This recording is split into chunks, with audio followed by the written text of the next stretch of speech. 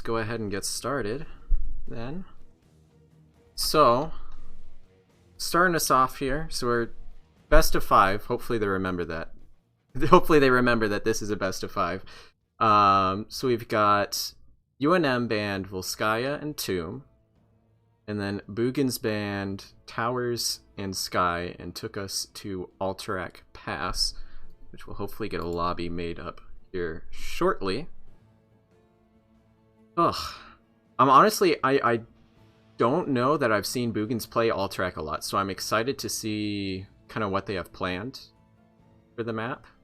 I know UNM has one of their spicier drafts was on this map. So we'll see what comes out. I think Boogans picking this map against UNM tells me they have some counter spice or something planned. We'll see. Hopefully something interesting here in the first game.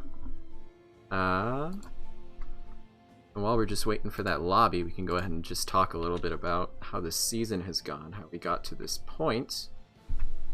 So we've got UNM currently is the number 1 seed. They went 21-8 in the regular season.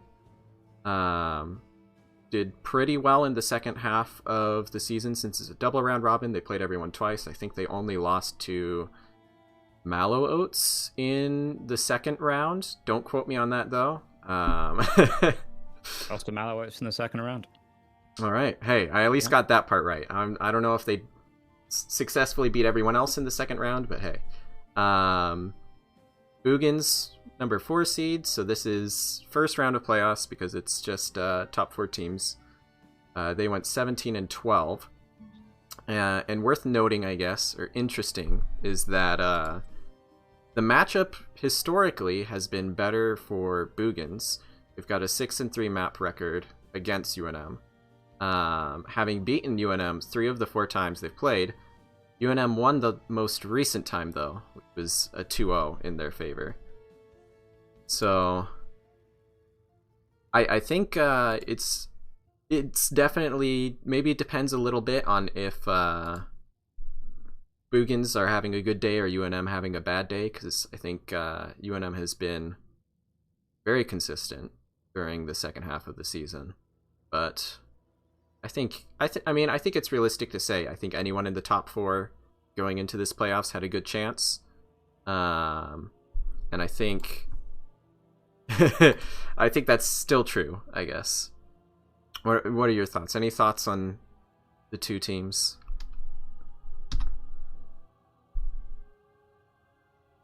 Start. Okay.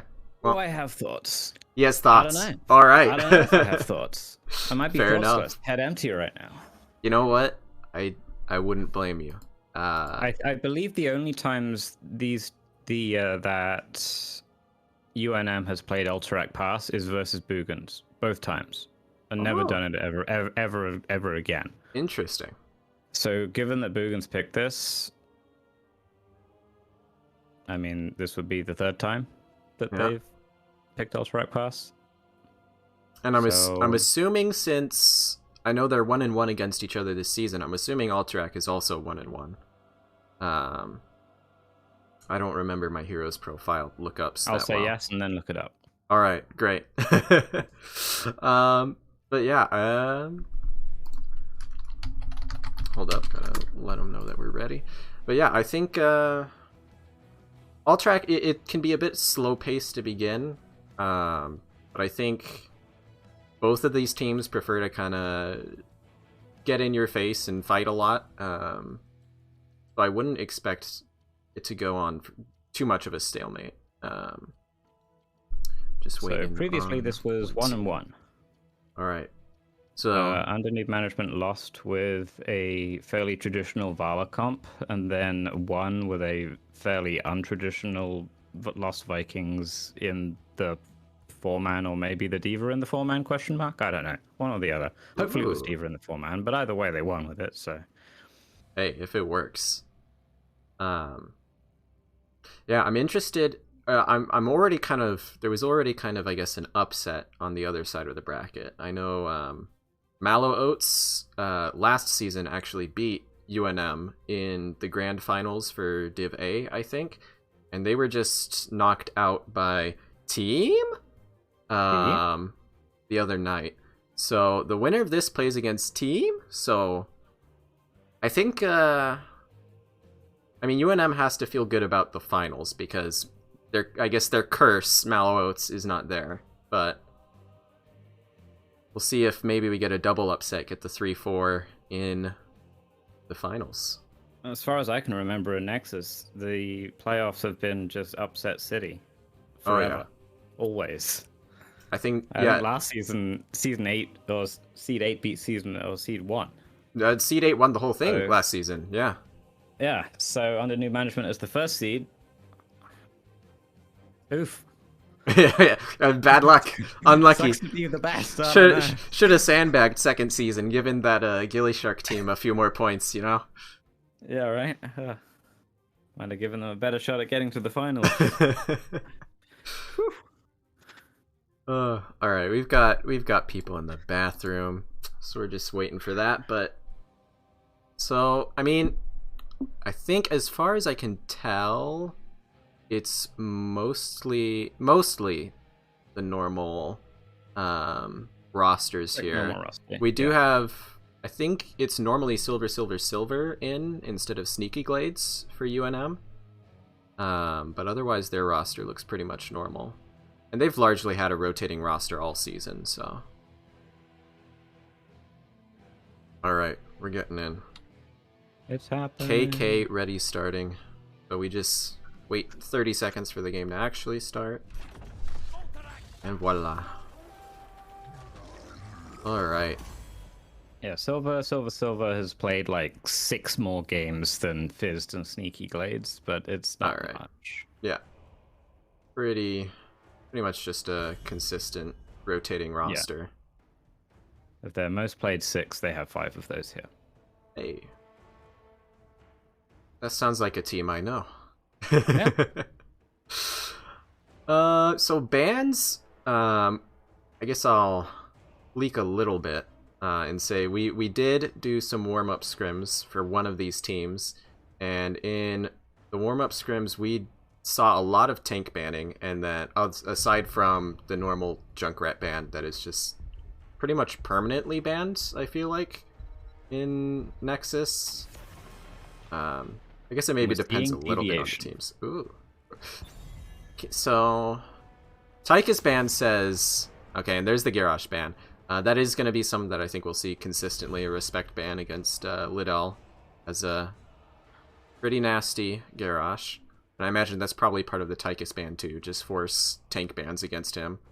The time that Boogans won on this map, they used a Tychus, so it could have been a particularly nasty Tychus. True. It's good for stalling the objective for sure with the nade or even Odin. Also very good for sieging. And I mean, it's just a good all-arounder. So Johanna, good wave clear tank, which I like getting rid of on this map because you basically want one person to constantly be doing your siege camp. So being able to have a tank who can clear a wave and then rejoin her team is very useful because she isn't stuck in a lane. Also very easy. Yeah. Very easy to snap engage with Johanna, at least after 10. And then Anduin ban, just good to prevent counter engages, prevent people from getting saved. I know Boogans like to, I mean, both these teams really like to find one person and just blow them up. Really quick, snappy fights. Alright, Junkrat gonna go to UNM. So it made it through the bans, first picked. Leaves up the Hogger though. True, Hogger. Equally at least first best in slot for his role on this map. Yeah. Ooh, okay, gonna prioritize a Newb Lucio over that. Interesting. Potentially just giving away the Hogger. So they're not worried, I guess, then about camp priority. They have some other pick in mind that's gonna do the camp. Or they want UNM to pick Hogger, think UNM doesn't have a particularly good Hogger. Zloth thinks his Hogger is fine, and we're gonna see another dog. Yeah, taking the Rhaegar. Rhaegar. They really want that Rhaegar, huh? Yeah. They've got a... I mean, if you look at just the first 3 picks for UNM, all 3 of them are considered, I mean, basically best in slot for macro. Yeah. Perfect setup for a Cho'Gall. All right, there we go. Case closed. Wrap it up. We've got Junkrat for the stalls, Augur and Rhaegar to handle the other 2 lanes / camp. Cho'Gall's just gonna run it down a lane. Yeah.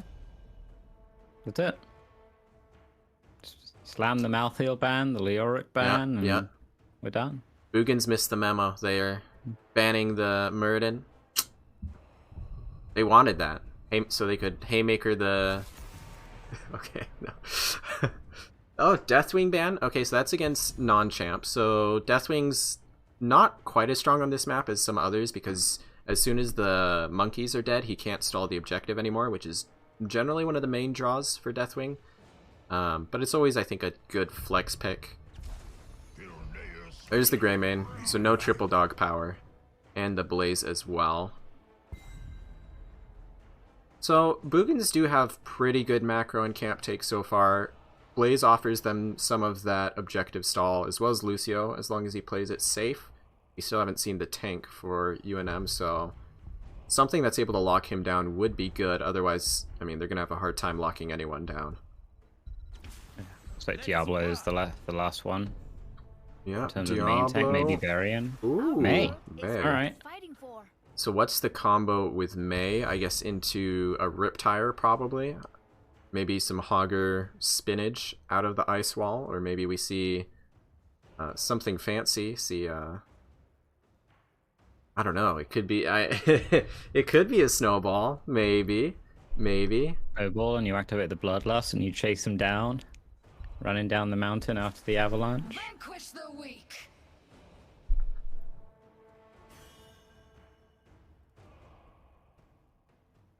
All right.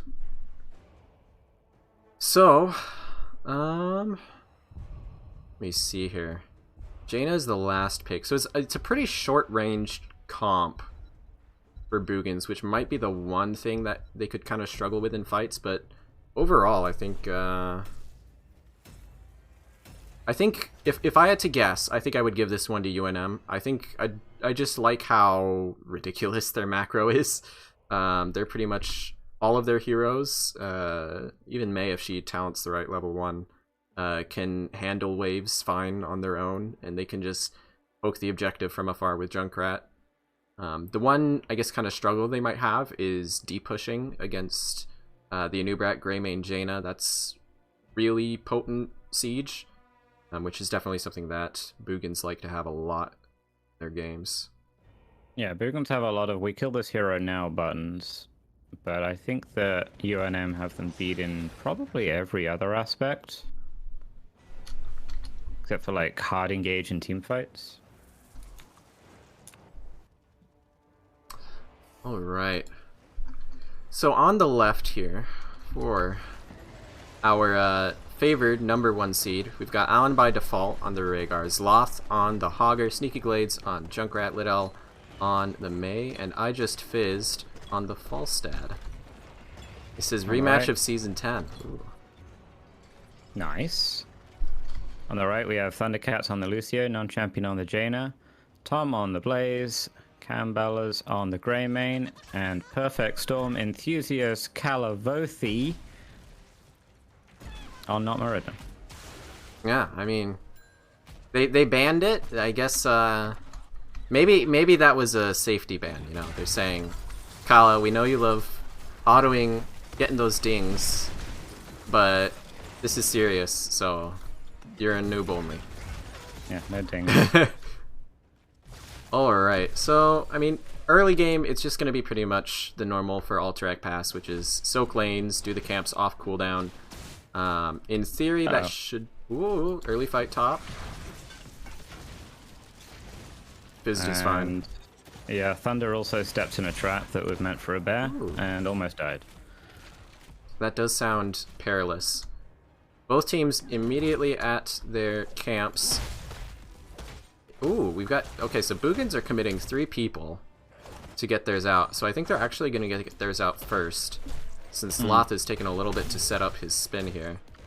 It's an interesting choice because we don't have the auto attack talent at 4 yet for Blaze, so Boogans have to commit 2 to take the camp realistically. So you might as well, at that stage, just commit 3, take it super fast, and then you have an edge over the team who's gonna just commit 1 hero to that.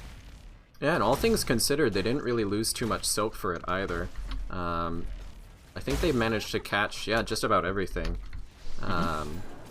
So they're gonna get wave prio. The one thing is, okay, a Newb's scouting a rotate for Hogger there, so they're not going to have as much pressure on the push here.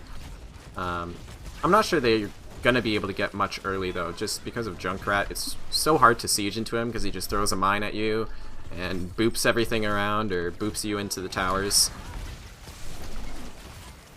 They're committing 5 people here to mid.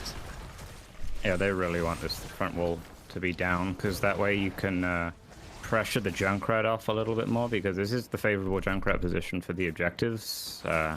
Sneaky Glade, she can just sit behind the wall here and just shoot over, no problem.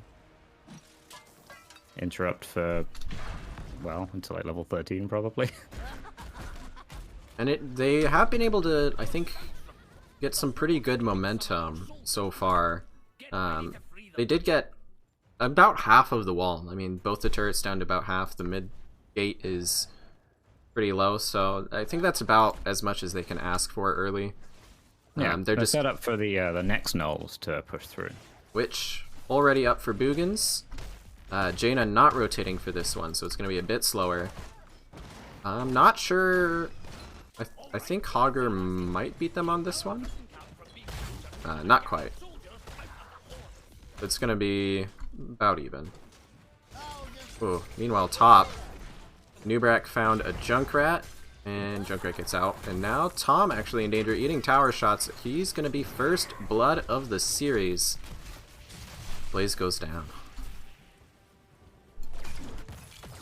Sneaky Glade's proud of that. Just Junkrat things, right? Mine yourself out on 1 HP and then get a counter kill. And press the taunt button. Good measure. Yeah. Get some nice, goodness gracious. Junkrat is just laughing so much for me. He's, in character. He's having a good time. And with that kill, they're going to be able to clear out mid and pretty much, stop Boogans from getting the push. A little bit. Yeah. Neutralizes the middle lane completely. And we're back to this kind of weird stalemate that often happens in the early game of Alterac. Yeah. Something no one can really do anything. Something I would like to see from really either team is get someone safe to just kind of maybe not right now, but more in, like when the Knolls are up and you know that everyone's gonna be off doing their own thing. I like just sending one person to kill the monkeys around the objective, because as soon as there isn't vision there, and I guess yeah. They've started tapping the monkeys on UNM's side, but as soon as that vision isn't there, you're able to channel it whenever the other team walks away. Both teams on the camp again. Looks like Boogans again committing the 3 to it. Well, 2.5. Yeah. Thanks, Tom. Looks like Zloth maybe messed up his spin. But no, he had a reasonable spin, but he set the loot hoard up and was spinning off the loot hoard, so once that disappeared, then the angles, unless you're perfect, you're going to be a lot more incorrect on the far wall. And Boogans, I mean, it's just been kind of what we've expected from them. They're forcing the siege, and then whenever it isn't up, they're just constantly looking for ganks. And for the moment, with the macro that UNM has, they're kind of happy to just sit back and respond to it. They've got definitely very strong late game with Junkrat and Falstad. You've got the double AoE Ancestral potentially for Rhaegar. I think... Boogans got what they wanted. Yeah, they did get the front wall, so Boogans can actually start trying to get that objective now. Tom... getting run out a little bit on the Blaze here. Notable heroics here is Ice Wall over the Avalanche previously discussed. I think Ice Wall's usually standard, but it could be either. Jaina currently holding. Trying to decide if she wants to ring if she believes in the setup CC. I feel like I'd go Welly here, personally, just because you're stuck in the offlane a little bit more. You might get a random kill on the Falstad here and there. Maybe better against the Gust. But Ring of Frost, if you hit a good one, that's fight one. Kind of like a mosh pit or similar, So it is going to be the ring. And with the bullet, I mean, if they land CC on just about anyone, they can get a kill. That is something I think ring... I mean, it's bit feast or famine into Mei, because she can cleanse it, but if you time it right and Mei doesn't use her trait right, then you can also use her trait to set up your ring. And with bullet, that definitely makes her a kill target. Also puts a lot more pressure on the Rhaegar to land the cleanses from an Uber extend correct every time. Ooh, good barrel roll from Fizz, able to eat the cocoon in a good spot there. Almost got punished for a kind of greedy rotate. I think he was probably just looking for a gust there. And I mean, for the moment, there is really good. There are really good options for UNM to deal with that combo that we're talking about. Obviously, you can gust it away, but you can also. I mean, you see that Boogans kind of have a short-ranged comp, which is going to make Ice Wall pretty effective for counter engage if you get one or two people in that. Follow it up with a Riptire, with a Shockwave, with a Augur Pummel even at 13 here in a moment. Both teams definitely, I think, have valid options in a team fight. I think Boogans just need to find stuff before 20 when stuff like Wind Tunnel comes online. It's interesting watching this rather unique offlane in the bottom of the map, because that's kind of the most action that's happening in the first 8 minutes of the game. But the Jaina Falstad is whoever manages to ambush the other and land the first ability first tends to sort of take half the hit points. And they've been trading back and forth, both of them landing abilities here and there, and no kills happening yet. The Ice Barrier might help with that for the Jaina. Some of those trades a little more favorable. And that is... So that is definitely... Ice Barrier isn't something you see a lot. I mean, it tells you that she's worried about getting ganked or the 1v1. Hero, in the short range comp. And I honestly, I don't hate it. I think most of the times I would say Icy Veins is kind of a must pick. But with Greymane, they already have a ridiculous amount of burst. Staying alive might just be worth it. Yeah, Ice Barrier I think is a very underrated talent for Jaina. It's very good. It'll definitely allow her to duel that Falstad a lot better. I think we just saw a duel in the bottom and Jaina's full health and Falstad half, so... And now, like you said, with the wall down, going on the Mei, there goes the bullet, there goes the trait. And she's able to pretty much heal up. Didn't even need Ancestral there. Gust. And the Gust on Jaina. Gonna retreat towards her team. Ooh, Panic Ring manages to hit a few. Dodges the Shockwave. Got multiple people low on both teams, but the kill's actually gonna be onto Hogger here, played by Zloth. And it's gonna be a 1-for-1. So many people on Boogans getting out really low, which is just kind of what it feels like playing against Lucio all the time. Yeah. Hogger saw several there, went in for the spin, got the pummel on several, landed the shockwave on a couple, but he's really the only one who can reliably dive once Mei's icing is down, so it's kind of spooky to make that play. And yeah, Boogans recognized that and turned on Hogger immediately. Interesting. Now they should get camp priority here too. Yeah, it's interesting the way that they're playing this. Instead of going for the objective again after they tapped, they came bottom and just took a whole fort. And they'll still be back in time to contest this objective 5v5. Something I'm not savvy to on this map is this is still the first objective, but is it still like scaled to like a level 4 guy? Or is it going to be ramped up a bit? I believe that it decides how much scaling it has when it comes out. I'm not 100% sure on that, but I'm fairly certain this won't be a level 4 guy. I think that's actually really good.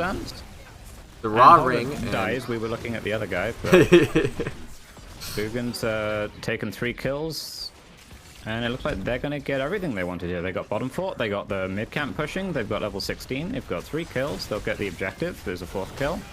You could even just delay this and take top boss right now, which they're going to. That was ideal. I really I don't know if it was intentional or not, but I like the punish there. They fought early enough that Gust didn't come up until just at the very end there of the fight. So the two-man ring came out, and yeah, you can argue, should a raw ring be hitting? Probably not. Blaze's Oil helps with that a bit, but being able to force the fight while Gust wasn't there was huge for Boogans, and I think I would be shocked if they don't get at least one keep here and like all of the keep walls. These Horde Cavalry still have 10,000 health, so I I'm pretty do sure think they've scaled up. Yeah. And that's not to mention the fact that they're damage boosting everything inside of them as well. Yeah. Oh, here's another cocoon. Are we going to get the follow-up stuns? There's a defensive mine deployed. Defensive Riptide deployed. Ooh, okay, Burrow Charge barely misses there, so Falstead's able to barrel roll out. It's definitely...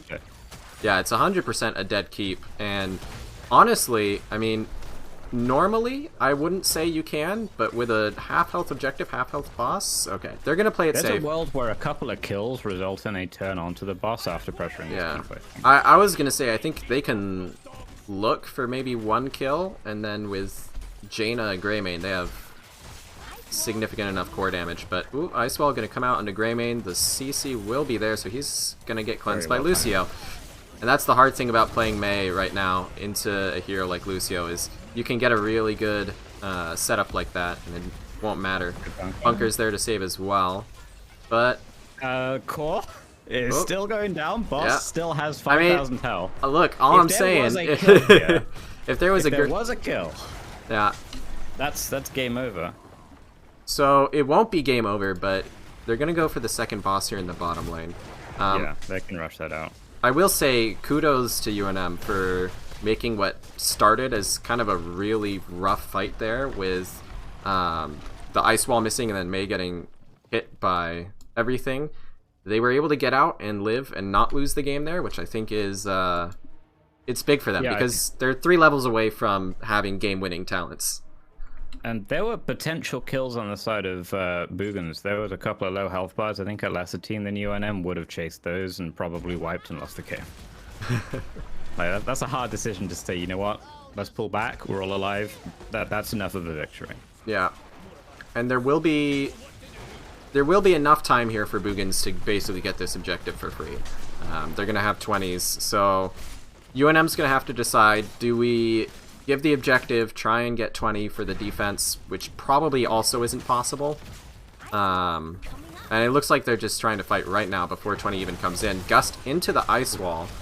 That was super close to stunning them all into it.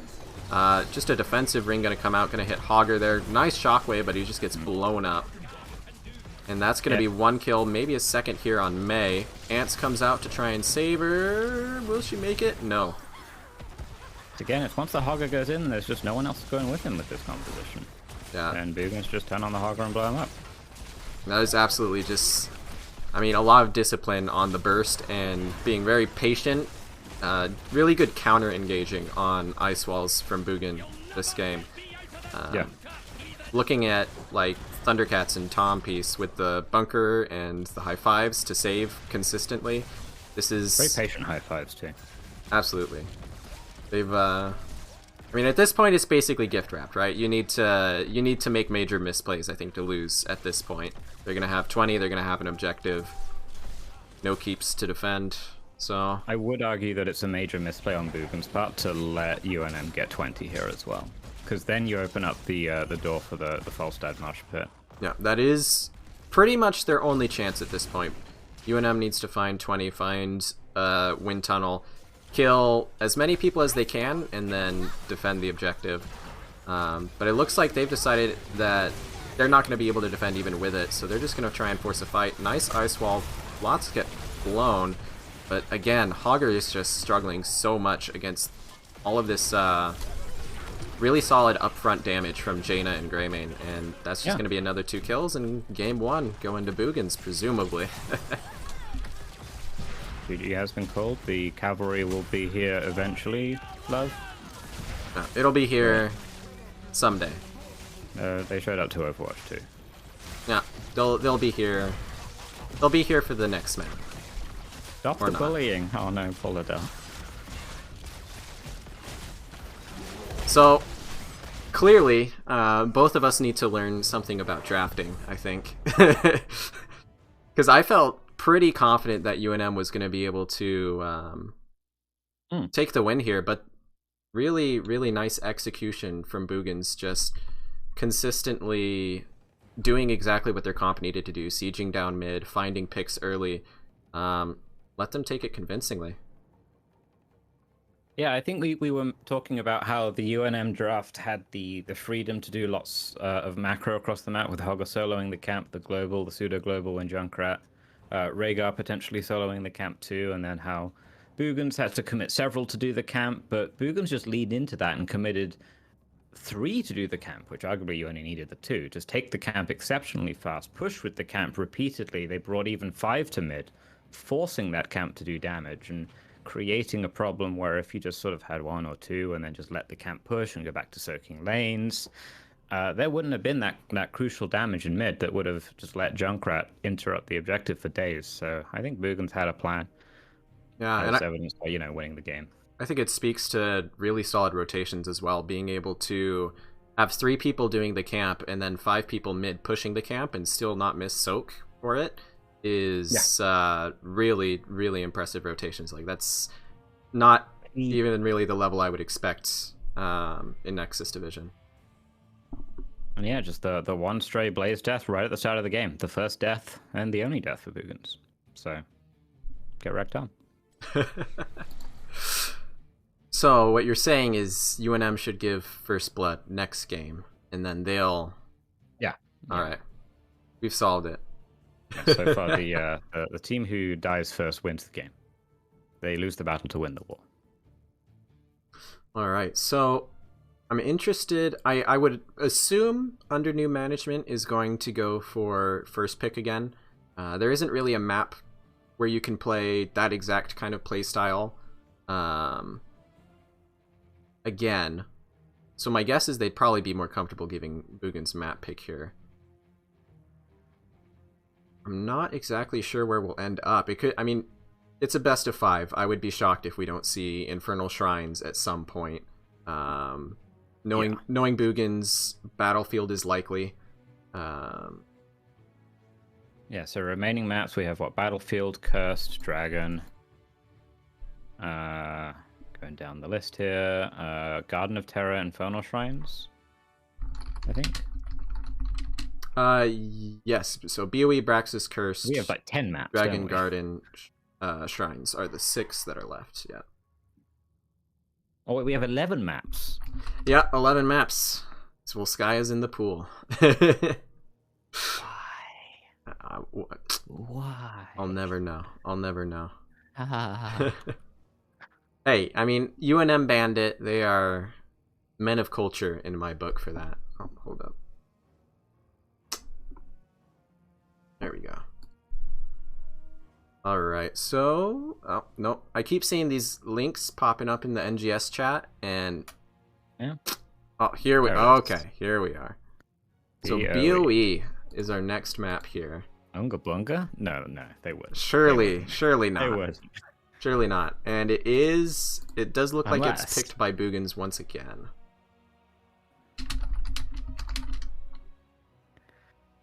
I mean, just because we've beaten Boogans with it every single time doesn't mean any team can beat Boogans with it every single time. That's true. And some would even say that Unga Bunga is a washed-up strategy. Doesn't work anymore. Some would say. Some would say.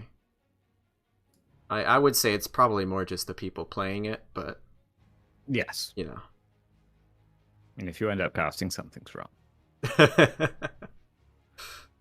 Oh, alright. Just waiting on... Oh, here we go. Alright, we got our last player in the lobby.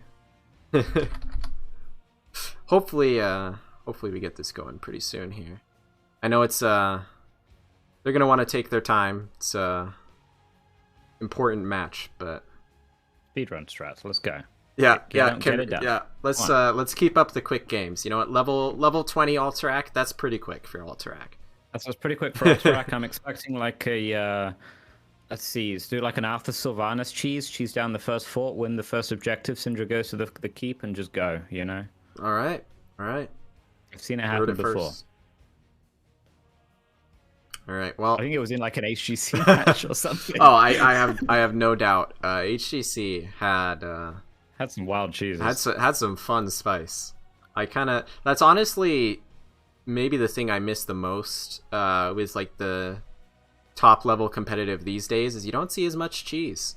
I missed when every time that you saw kind of a lower seed team play against a higher seed team, you just saw all kinds of cheese come out.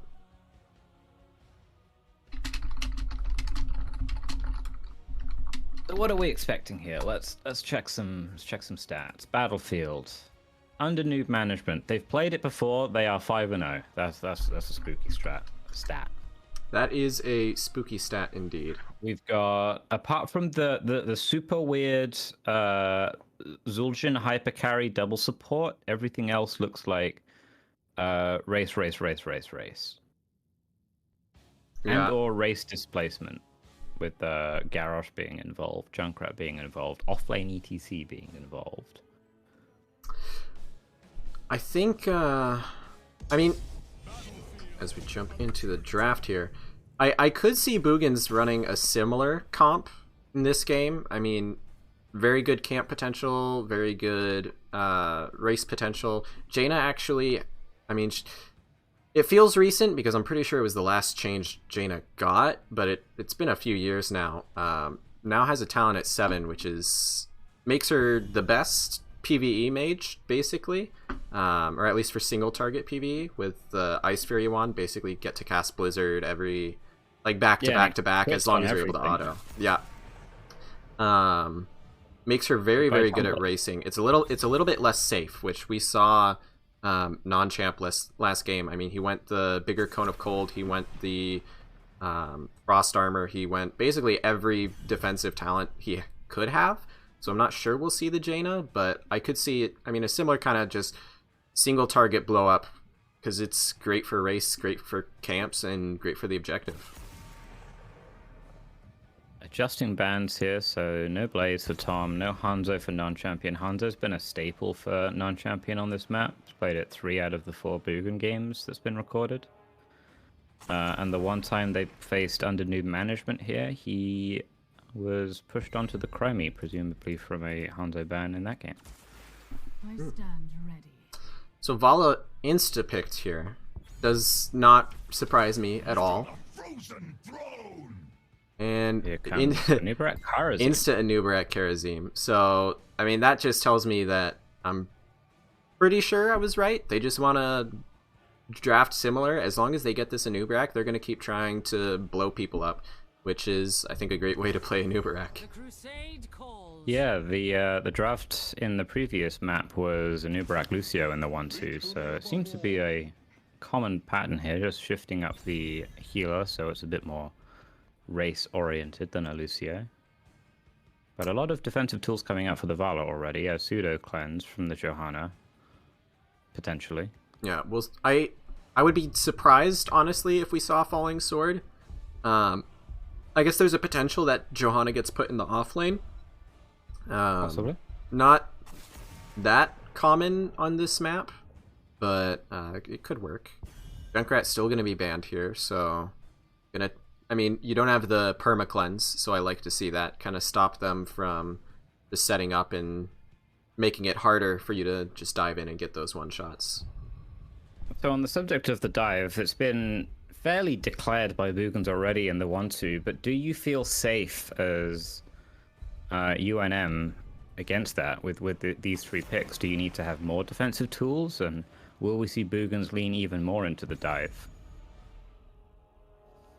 So, we're going to see them lean more into the dive. Yeah, that is leaning into the dive. Yeah, I think that's falling. That's just diving off the diving board at this stage. We're just in the swimming pool. Yeah. So, okay. So here's my thing. Here's what I would say. I see I just fizzed. That is a flexible player. 4-man Tyrael. It's really good. That is a it's really good defensive tool. It's a defensive tool. It's point-and-click lockdown, which will be super effective. They're going to go for the false stat again, though. Just try and gust away the dive. Didn't work as well last game, but maybe with the Vala, they'll be able to have the damage to keep fighting after after gusting away the nano-boosted turbo suck Malthael. Often, if the Malthael plays their cards right, you can't gust them away. Yeah, yeah. They have like 2.5, 3 Wraith Strikes, especially if there's Wraith Strike range at level 1. With the nano boost, potentially Tormented Souls coming in. Like, it's hard to gust them away. Yeah. This is a high execution draft from the side of UNM, and their seed 1, they can pull it off, but Boogans have drafted as Unga Bunga a draft as you can without drafting 5 bruises. Yeah, and I think, I mean, speaking... You push R and you go. Speaking to high execution, I feel like UNM had the lower execution draft last game, and struggled with it because I think it was on Boogans to make something happen last game. UNM would be able to win the waiting game, but this time it feels like it's the other way around. So I'll be interested to see how that shakes things up. If maybe having more of a needing to be the ones who are making things happen, maybe that'll work better for UNM here, but we'll have to see. As we've got Liddell on the Johanna, Allen by default on the Stukov, Sneaky Glades on the Vala, Sloth on Dahaka, and I Just Fizzed back on the Falstad.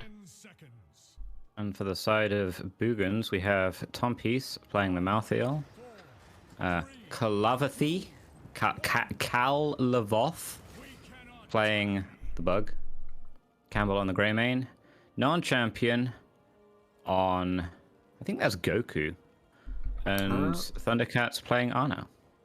Yeah, I mean, I will be completely honest. I've never watched Dragon Ball Z, but that looks like Goku to me.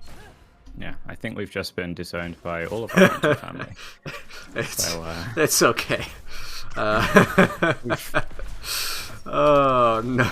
Alright, so they're starting just... I kind of like what I'm seeing here top. Oh, well, now Falstad's leaving. I liked it. I liked the idea of just saying we are super squishy and don't really want to fight, so let's just make Malthael's life miserable. But Falstad's going to instead come down. They're going to put some good pressure onto Greymane here. Kind of the damage carry for Boogans in the bot. We are going to see the reactive Ballista Spores go off. Going to slow the Anubarak, and he should be first blood here. He's going to have some creative digs here. Hey, look, a creative dig. Creative? Was it creative enough? I believe. I still believe. Was it? Oh, missed healing dart. Oh. There was one missed healing dart there from the Ana. I think if that blame Ana. happened, I'm blaming Ana 100%. But if we don't blame Ana, I'm sure everyone else played an equal role in their death. But, you know, Ana's the healer. Karazim's just also here. And Zloth managed to, I presume, dig top and got the camp there as well. So that is, I mean, whenever the other team gets both camps, that is huge because it basically guarantees that they're going to have a... That being said, really good chain CC there. Didn't let Johanna activate her trait until it was too late. And even then, she was unstoppable but had 10% health, so it doesn't really matter. That's still a major weakness in the draft that UNM have, is there's no true cleanse. If this chain CC, which is 3 stuns right now at like level 1 on 2 heroes, plus an anti-heal, it's spooky. Yeah, and that basically, I mean, it turned from UNM with almost a level lead to even right again. Yeah. All over. So going into first objective phase, both teams have shown some shown their stuff. Game 1 is a distant memory for UNM. They've come to play all 5 games, which maybe I can ask that we have like at most 4, just for the sake of my sleep schedule. But yeah, he needs sleep. Fair enough. So we're gonna see both teams just actually prioritizing pushing in the bruiser camps here. It's going to be cleared out first by Boogans, I think. Zloth should be able to clear up top pretty easily, though. And this is... Boogans are ready here now. Yeah, Boogans are ready, but this is, I think, the hardest point of the game for them. They don't have their press, nano boost, and win yet. And once again, they are really short range. They don't have anything to poke this Immortal. So as long as Liddell is sitting here on his Johanna with his team backing him up, there's not much that Boogans can do for race. But at least we do have Karazim as like a secondary pseudo offlaner / diving buddy down here. They've already demonstrated earlier on against the Felstad that if an Anub'arak is here, you can be full health as Felstad and still lose 90% of your health. Yeah. If both stuns land, you will be in danger of dying at like level 4. And you can see that non-champ is just diving on the Falstad over and over. Already got him down to half. Yeah. And so I think this is what we needed to see here. UNM gonna just force the Immortal. They're gonna try and force the fight. Nice sleep onto the Vala. You should be able to get out, and a nice dig from Zloth onto a Anub'arak. That should be another kill here for UNM, and that should be the objective phase, basically, going over to them. You can see Liddell just delaying Boogans as much as he can. Karazim actually managed to get a quarter of the Immortal shield in the time it took UNM to get half. So, really good plays there from non-champ. But I think the kill and the rotation onto a Anub'arak there is going to secure first IMO for UNM under new management. And I think that's exactly what they needed. They needed to get momentum early before Boogans come online. Yeah.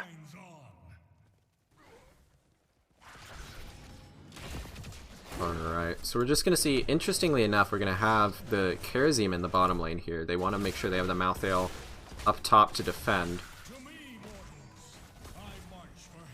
And, I mean, I think they shouldn't lose a fort here unless they give a kill to UNM.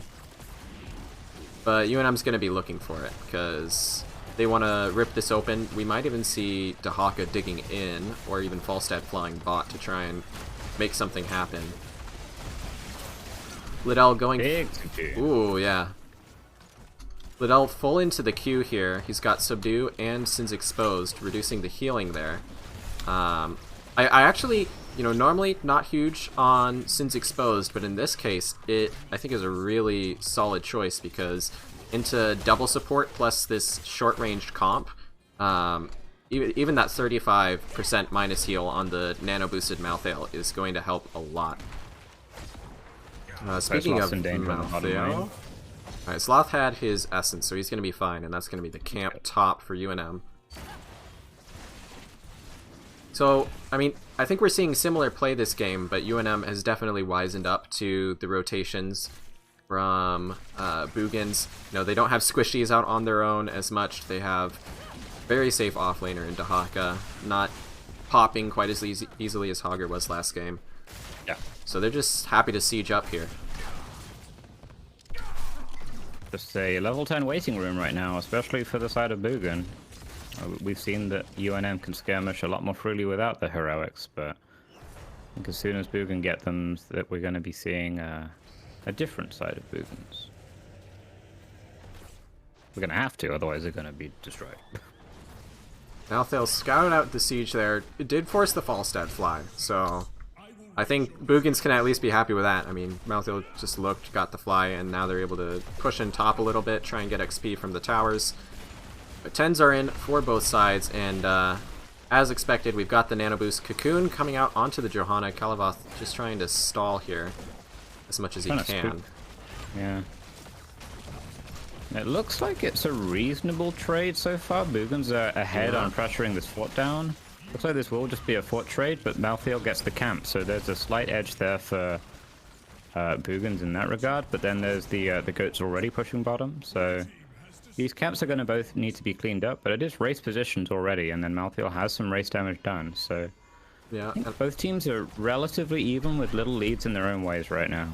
Absolutely. I mean, I actually have no clue who's going to race faster. Looks like it's going to be... okay, so it's very, very slightly Boogans. I wasn't sure if Q-Build Vala coming online, getting that level 7, was going to be enough for them to win the race. Liddell caught on his own here. He's going to use his trait, but we saw the Bruisers coming out there for under new management, so they want to play this as long as they can. They're going to pop the Blast Shield. Nice silence. That is huge blow up. Nano Boost got no value there with the silence, so I mean, that was excellent. Stukov lurking on there. Yeah, that was perfect in range to follow up, so that even Being said, the race. Yeah, we don't care. We go in anyway. Finish the race. Cocoon onto the Johanna. Nice tongue from Zloth. They're gonna get another kill, and that should be enough to win the Immortal. Oh no! You just got to win the Immortal at this stage. Oh no, you don't. Oh. 500 HP. 499 even. Calavoth is gonna go on a wonderful adventure where he dies to towers. I mean, mid towers, they're no joke. Yeah, and respect. I too would have died to mid towers. I think with, I don't know. I think I like the play there from Boogans. They were I respect they knew they were so close to working. They knew they were down Malthael. They wanted to try anyway, but just really good rotations. Zloth not hesitating, just uses his global, even though it's half a lane away, just from top Immortal to bottom Immortal. Lots of good little plays there. Just starting out with the Bless Shield into the Lurking Arm. And so they'll be able to get the fort. Ooh, Bless being ripped. And good follow-up from the Vala, but able to dash out. And now here's the nano-boosted Malthael. Flailing Swipes come out from Alan by default, as well as the Gust, 7-sided Strike. All of the buttons get pressed, and I mean, hey, UNM are not afraid. Yeah. UNM did, I think, really good, though. I mean, they had a nano-boosted Malthael sitting on him and never went below half, so feeling happy about how that went. I just realized now why we didn't see the Tormented Souls. It's because there isn't Tormented Souls. Yeah. I was wondering, both team fights, where's the Tormented Souls? And it hasn't been chosen. It is last rights. Most of the times you see last rights. I know of a few players who would say that picking anything but last rights is griefing. I think that's 99% of players, actually. But this is a niche case where Tormented Souls is legitimately pickable and quite strong. I like what Zloth did there. He just stood up here, greeted a wave to escort the camp in, and then immediately Z'd out. I think that's exactly what you need to be doing with globals. I mean, I see a lot of people, myself included sometimes, who just hold their global for the perfect situation and end up using it twice in a game. You just, it's a short enough cooldown, you just want to pop it all the time. Nice tongue there onto the Nubarak. Ooh, not quite able to get the follow-up with the Lurking Arm, and he's able to dash out. Nano Boost Malthael, maybe a little bit premature though, and that is definitely a trade that UNM is happy with. Pulling out the Cocoon as well as the Nano Boost, only losing Bless Shield. Or no, they didn't even use Bless Shield. They lost. They used one Rain of Vengeance. Yeah. And they're just gonna find a Nubarak there, pop all of the buttons. There's the Bless Shield. Joe able to walk away. And I'm looking at this kill count, and it's feeling like last game reversed. Yeah. I mean, it's like we said, you just got to give up the first kill, which I'm nearly positive was UNM in this case. No, it was Boogans, because Boogans lost both camps early to UNM. But we predicted the prophecy. I guess I'll have to give up my prophesying license. Yeah, Liddell died first. Definitely 100% died first. Ignore what you saw on your screens, it was wrong. Yeah. And the prophecy is coming true. This is a guaranteed UNM victory at this stage, thanks to Liddell entirely. Yeah. His death. Heroic first death, even. Yeah. And now, I like what, again, really just nice controlled play here from UNM. They see that the Immortals are in such a way that Boogans have to either push into them or leave for soak. And so they're just playing it slow. They're pushing in the waves. They're saying, we'll either fight under our Immortal and get a fight up talents, up people, all that, or we'll just wait for you to show on the waves and then get the full immortal. I think Boogans are willing to fight down talent tiers, though, as long as it's under their immortal. They're setting up for one right here. There's a cocoon on the Johanna. Yeah. Nice dodge there from Sloth. Dodges the carpet from Malthael, and that's going to make it so that Tom can't go in here. He gets the nano boost. Finally gets a W in. Bless Shield goes out onto him as well as the Condemn, but you can see Tom Piece is just constantly full health. Going on Alan by default. Gets so low, but again, I mean, you're right. The talent tier wasn't the issue there, but the 2 levels of stats, I think, might have kept Alan by default alive. Where did the last rights go? Because I saw it went on full cooldown. It went on Stukov. I think it might have been it might have been enough. A little bit premature. I think he thought they were going to be able to get into range, but I mean the macro, yeah. Everything's pretty much paying off for UNM here. That Bruiser camp got half the bottom keep. Now they've got the full shield immortal pushing top up 3 levels almost. Yeah. You could see Newb already trying to set up a flank, gets found out there, and ooh, that was a last second burrow charge there for the self. Every single time that this nano boost has come out on the Malthael, there's been an extremely successful disengage from the sides of UNM, and the Malthael's been fully shut down. That last team fight was the worst it's ever gotten, and it was almost a couple of kills, but almost kills is fine for UNM, because then you're almost not dead being alive. That's great. Yeah, and I mean, Vala's pretty much guaranteed to make it to 20 at this point, and it's going to be just that much harder for, I mean, again, UNM has another really crazy level 20 draft here, with Wind Tunnel, with Farflight Quiver, Johanna, all of her 20s are solid. Although they might be looking to try and take it even earlier here. They're still pressuring in. Kalavoth uses his burrow charge in. Tom Piece on the Malthael. Gonna try and get some counter kills, but ooh, gets popped, and that's game 2. All thanks to Liddell's first death, as we predicted. Yeah, as predicted, it was. Yeah, it was the first blood. First blood of Liddell at like the 1 minute mark. Just dying to the goats that, you know, didn't even spawn yet. You can see the teams now. Sorry. But yeah, I mean, really, I feel like both games, it's just been... Like, the early game, both games, has been really slow, but then as soon as you get, like, one fight going, these teams know how to take a fight and snowball with it. And both games, it's been 10-1 in kills. Both games, it's been like a 2+ level lead at the end. I just wonder, are we gonna just see games like this for the rest of the series, or is this maybe more the nature of the maps? I know All-Track and Battlefield can both be pretty snowbally, but it seems like both these teams are just picking, playing to snowball, playing to win team fights, I guess. We have seen extremely different drafts from both teams in both maps, though. The only real commonalities was the Falstad and the Anubarak, I feel. Yeah, that it definitely definitely plays different. I think in game 1, we were looking a lot at the macro of UNM, but I think their team maybe didn't have that much going for it in fighting. It was kind of, I mean, May kind of wants to take things slow, look for a combo. Augur wants to just go all in. Junkrat wants to play things slow.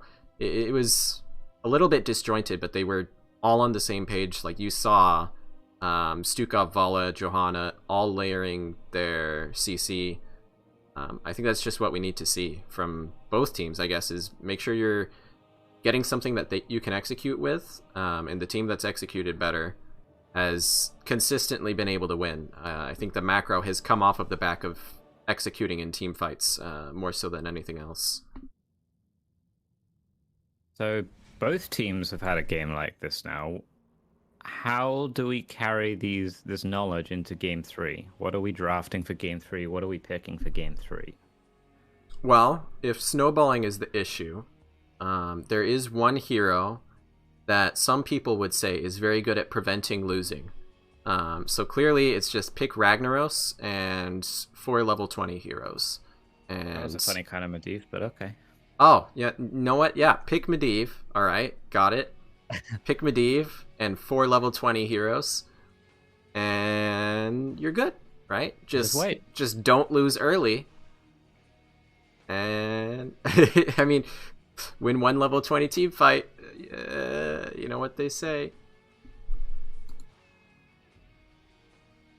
So what do we got left here? Braxis, Cursed, Dragon, Garden, Infernal. It's Boogans' choice of map pick or first pick. I think Boogans have picked map every time so far. Do they want the first pick? So, looking at the maps that are left,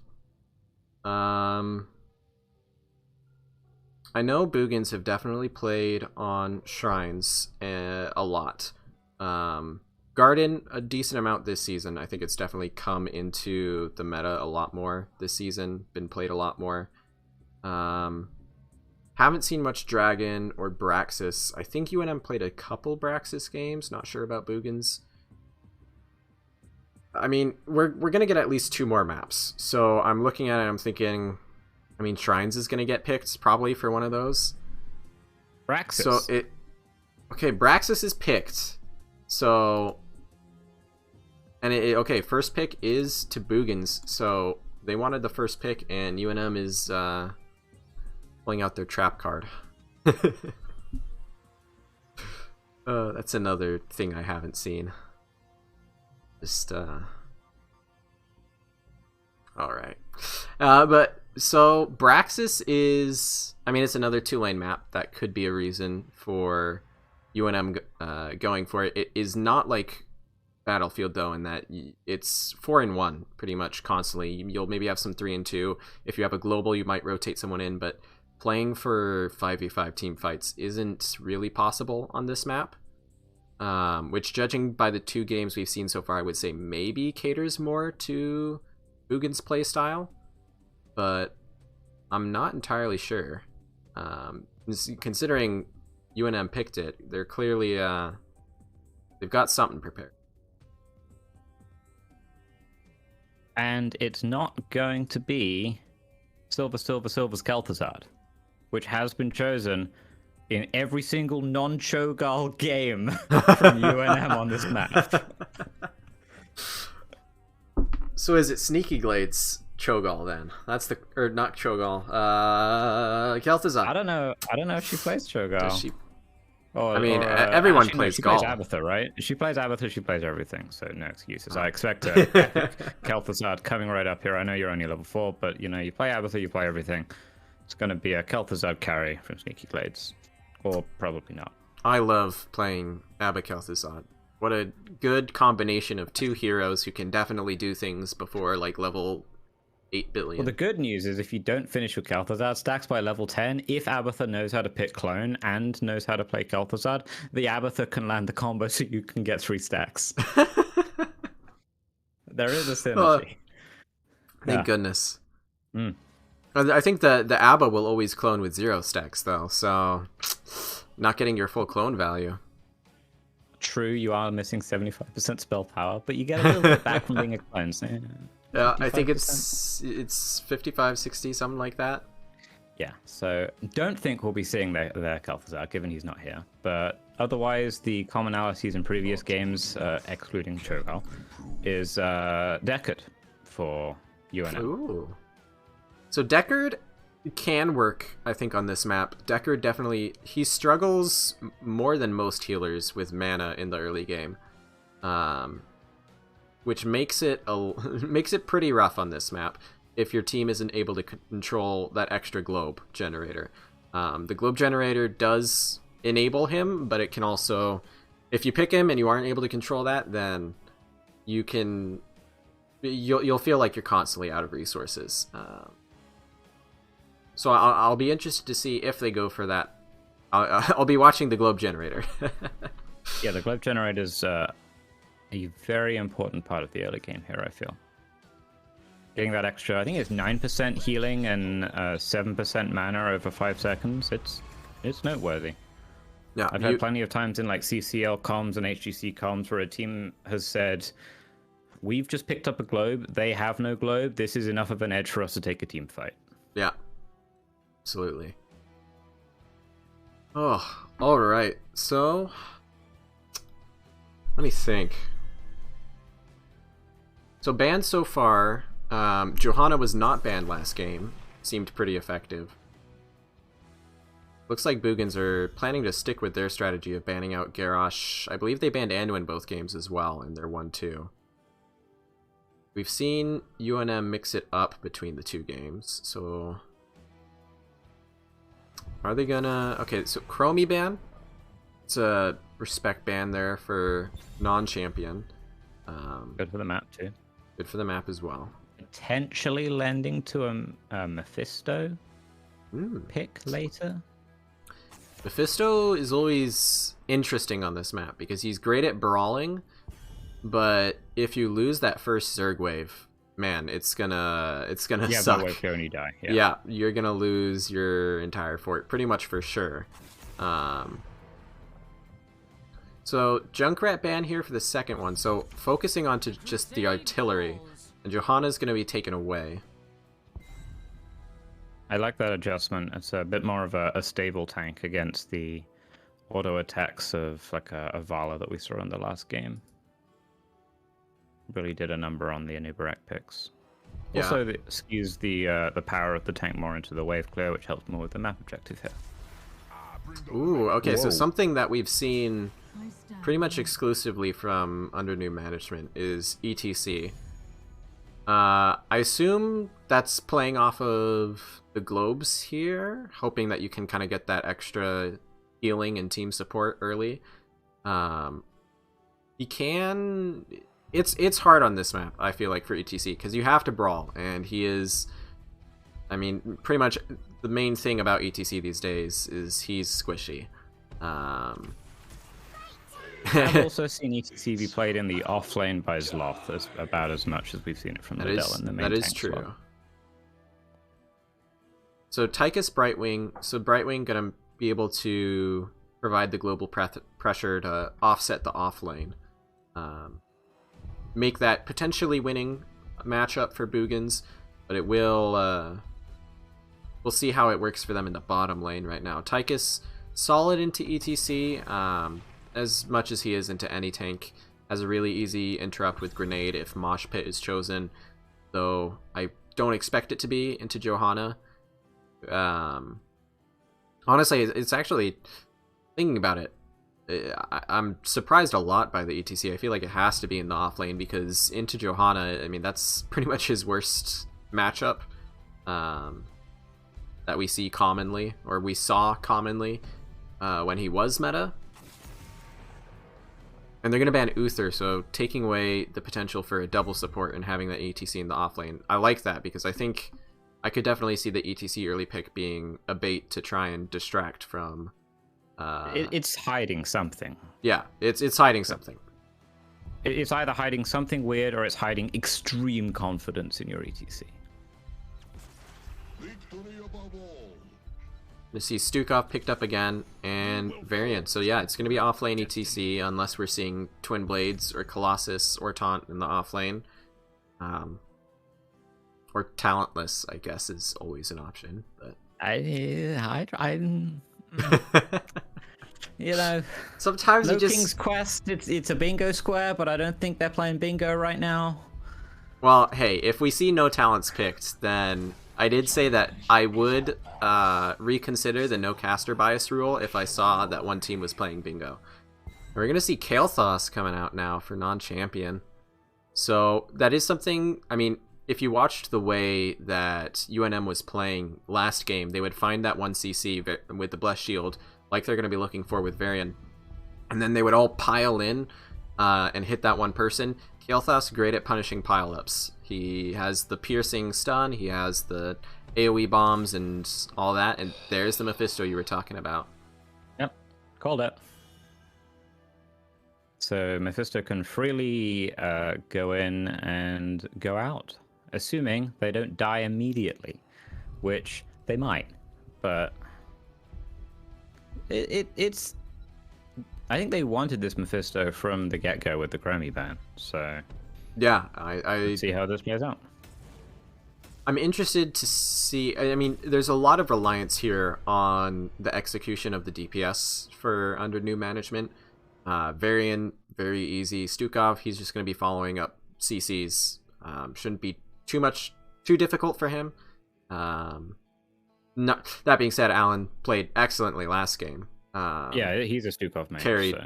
lots of fights, I feel. But we'll see if the Mephisto and Vala can kind of carry here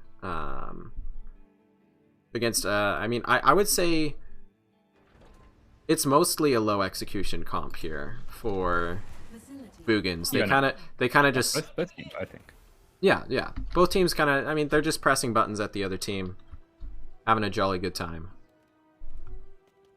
And I guess we'll figure out soon enough how that goes. Braxis. I find that either the first objective takes like 15 levels, or the objective or the game ends in 15 levels. So, or both. Or both. So we'll see what happens here. I didn't really talk about the Dahaka pick in the top lane. I think that is the double global. I'll be interested to see how that's played by Boogans, because a lot of teams don't get as much out of double global as they should on big maps. So picking it on a map like this, I think, says that they are confident enough in their rotations and macro to not need to worry about fighting.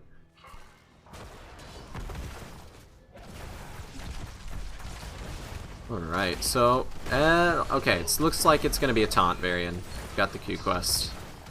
Yeah, take us up very far forward. Looks like he should be able to escape no problem. Just a weighted pustule, I think, without detonation on there for CC. First globe for Kel'Thas, because, of course, we're picking up globes. Yeah. What, I mean, are there other talents for that hero? Yeah, you can get the trait and get like 4% spell power and like 2 healing. Yeah. Yeah, I mean, I guess it does something. It does something, yeah. Immediate Hellbats as soon as they spawn, pretty much, for the side of Boogans, and also for the side of UNM. I'm still most interested in this ETC, honestly. They picked it so high to hide a Mephisto pick. So, I need to see how this ETC does. We do have Guitar Hero at 1, which tells me he's most likely going for that kind of ETC. the auto attack offlane ETC that I guess is probably, I mean, what you would expect for someone who's wanting to 1v1. But against 2 globals, I don't know that he's going to get that as much as he wants. And you can already see there's like so many weird rotations here. We had 3 people top and 2 people top, and then we had, I mean, it's all kinds of stuff happening here. So both teams are willing to play it fast and loose, basically. Faster camp rotations for UNM, though, is... I mean, I would say it's going to let them kind of get ahead on tempo, but so far it's even. Yep. 20-20. It's like Liddell has found this random Warcraft shield on the floor of a space outpost in the StarCraft universe. I mean... It's nice. I'm glad it's there. Ooh, nice taunt onto Johanna. And really good cleanse from Thunder. The stun that you were talking about from the Kel'Thas, trying to peel away the dive 1 target. Yeah. Really nice cleanse there from Thunder as well. Got the pustule slow off of Johanna, so she was able to get out of the old low blow in time to stay alive. It also removes the pustule, so it removes the ability for Stukov to detonate it for the crit damage later. But it looks like Liddell is going to fall here. There's a drag on the Stukov. Excellent dig in by Tom, but they're all clumping up for the Mephisto. That's a lot of damage. Thunder's going to go down. Campbell is set up for going down as well. Fizz has a million shields, and looks like there's the kill there from the Mephisto. That early Chromie ban is proving useful here, as Fizz is very confident with the Mephisto. And a Yeah. full Zerg by pushing top.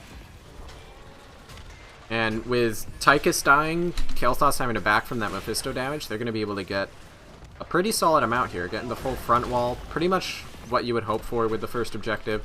And Dahaka getting collapsed on, going to fall in the bottom lane. Just your normal training wheels comp. Get the Varian Stukov and run it down. Yeah, Boogans getting Boogan specialed, as they like to call them. So hopefully they have this. They can use this window now as the last Guardian's gonna fall to reset mentally and try and move towards the level 10 comp, because they know that the Varian Stukov is a power play between 4 and 9, and so far the UNM are living up to that. Yeah. And you can already see Mephisto, I mean, damage numbers are low because it's early, but he's already basically doubling the closest person on the side of Boogans.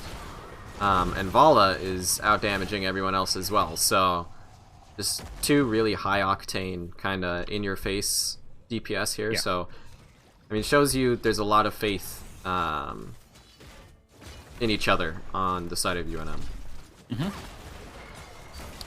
Potentially a little camp invader. There is the dig coming in, but a good silence there to peel away the DPS from this engage, and ETC could get a big power slide here.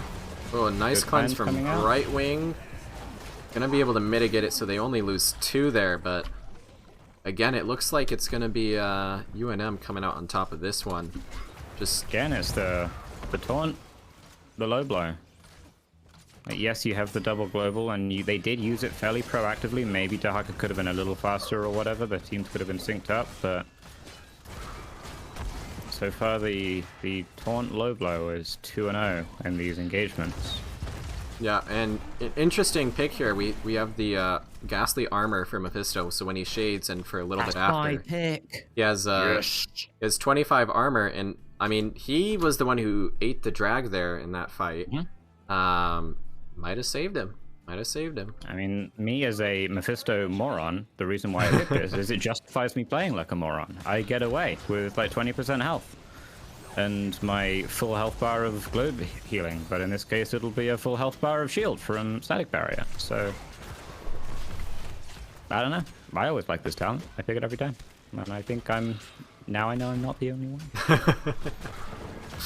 Yeah, I mean it's a very defensive, and I think I like that for this game, because with the ETC kind of going more auto attack focused, with Varian really only having the one point and click CC, being able to keep himself alive so that Stukov can focus on protecting the Vala is going to be really nice for them. Zloth anticipating the global, and they just stay top and wait it out. Yeah, because this is still in favor of UNM, right? Like, Dahaka has to just walk back down, tried to dig up for a 5v4, found a 5v5. I was like, well, that's not an edge. Guess I need to leave, and now there's heroics coming out, and there's the stage dive, so ETC is now just as global as Dahaka for the most part, except he lands from the sky instead of digging. And with the rotations that are going on, UNM is able to just walk up to the fort with their bruisers, get a nice half of its HP off. I mean, maybe I think they were probably hoping for more with the 10 advantage. They've got level and a half lead, give or take here, but looks like they're not able to get any objective channel or the fort off of it. So really solid. Held by Bogan. Yeah. Big stun. That's why you pick Kael'thas. That reason right there. Even stepped into it. I was like, I was afraid there. I saw him step into the Varian charge, and I was like, oh no, it's all over. But and then you land half a mosh pit. Like, oh, okay. Yeah. I mean, if you can't land those stuns, just don't pick this hero, frankly, because otherwise you're just playing bad Jaina. Yeah. Both teams kind of squaring off now. And Boogans, I mean, they were forced to either give up the fort or help their Dahaka, and they don't want to give up the objective, but it looks like, I mean, 2 forts down, it's going to be hard for them to win an objective now, because Vision's just going to be so pushed in. They can use their globals, but they're never going to be able to know for sure where UNM is until the fight starts, basically. Non is thinking what I'm thinking right now. big old question mark up there on the R button. What's it gonna be? Is it Pyroblast? I mean, last game we saw that Sneaky Glades did not go for Gloom. So, non-champion is forcing it this game. Alright. I mean, I do think if Gloom is picked, he might live to regret it. Possibly. Phoenix, you know, not a great ult in terms of how much it does, but it at least is good for defending the objective on this map. Yeah, it's good for that, and that's about it. And if you have low expectations for Phoenix, then, you know, ideal. Joe gonna be caught, doesn't have a D, and that's, yeah. Ooh, Super dead. even got the Brightwing Z. Thunder able to blink out, but... Yeah, that's the... I mean, we saw that last game at the very beginning of the game. Liddell, with his tactical in to display how Johanna having an unstoppable does not make her unstoppable, necessarily. Correct. No, Globals. Looks like they're going to get out of jail free here for the most part. And that's going to be level 13 and an objective here for under Newb management. Siege Camp pushing in top, so the lone Ultralisk for Boogans isn't going to do much. There's a couple of Linger-Dingers up there with him. Like four. Yeah, we got, I mean, 4 Zerglings, Ultralisk, it'll drop a pod, bring in like a Hydralisk and another few Zerglings. Yeah, I was very happy when they changed Brax's holdout to make the worst possible Zerg wave have 4 Zerglings instead of 3, because 3 Zerglings is just sad. Zerglings always hatch in pairs in StarCraft. So if there's 3 Zerglings, what happened? That's horrible. So, as predicted, actually, no Gloom for the Vala, but not going to matter as the Pyro goes on. Yeah, Pyro goes on to Fizz. This game is over at level 15. Yeah, so minute 15. So game should be over in about a level here or so. We'll just have to wait for the next kills to come in. There's one. There's another. There's another kill. And that's it. All right. All right, just in so time. What do you reckon for game 4? Master casters right here. Look at this. Hey, Called exactly when the game was going to end. They're going to get level 15 and the game's going to be over. Yeah, Liddell gives 1 bonus feed to try and get a little more XP. There we go. You know what? 14 and 3/4. I'll take my paycheck on that one. You know what? Yeah, good prediction. I called the Mephisto. You called the ending of the game. Yeah, good job, team. So I felt like that when I think UNM got exactly what they wanted and won exactly when they wanted. Yeah, I think we saw just how disgusting their brawling ability was, and those 2 kills, the 2 counter kills from Mephisto at the beginning, I think were crucial. Yeah, that was a bit of a I just fizzed flex right there. Yeah, they would have gotten the full objective no matter what there, but being able to get those 2 kills meant that they still had the XP lead as well. And I mean, yeah, Mephisto did Mephisto things, Vala did Vala things, didn't even get to Manticore, didn't need to. Q build Vala actually, so just focusing down the camps. Yeah, really just clean fights again from UNM. Able to deal with the global very well. I think it worked. The Xian from Dahaka worked once and then never again. And even when he was Zing in, they were losing something for that Z, which is the most important thing for you to do against a global, is make using the global a choice between 2 bad options. The ETC pick, I think, was proven. Like, they stayed up there, they stayed alive, they staged over when they needed to, and held the point. Yeah. That's all you really needed to do. I think every time I checked after probably level 7, he was just autoing the Dahaka and winning that trade. And that's all he needed to do. So this ETC build can solo boss on Ultrac Pass once you get level 16. I think technically every hero can solo boss on Ultrac. It's just difficult. But ETC with this build is extremely free. Yeah. That's how much of a 1v1 the e-build ETC is. Yeah. All right, 4 maps left: Cursed Dragon, Garden, Infernal. I mean, Big, and big. If I saw UNM and Boogans were playing a best of 5 against each other, and Infernal Shrines wasn't banned, I would be shocked if it wasn't picked. I think that would be true of any 2 teams, really, in a best of 5. I feel like it's got to get played at some point, but I mean, we'll see. Maybe. So Boogans here, they have to pick what they think they can win on, either first pick or map pick. And it looks like they went for map pick here. And it is Garden. So, as far away from the brawliness, basically as it gets with the maps that are left here. I mean, you have objectives that spawn frequently, but you can easily choose to ignore a few of them. Often you do see that where after the middle, the neutral seed spawns, the next 2, or really just the 2 favorable seeds are generally, I mean, you'll see a team either instantly cap theirs with no contest from the other team, or they'll just sit there and wait until they decide to cap it. So it's all going to be about the macro and rotations, which I wouldn't say Boogans have been better on. I think they definitely were on the first map.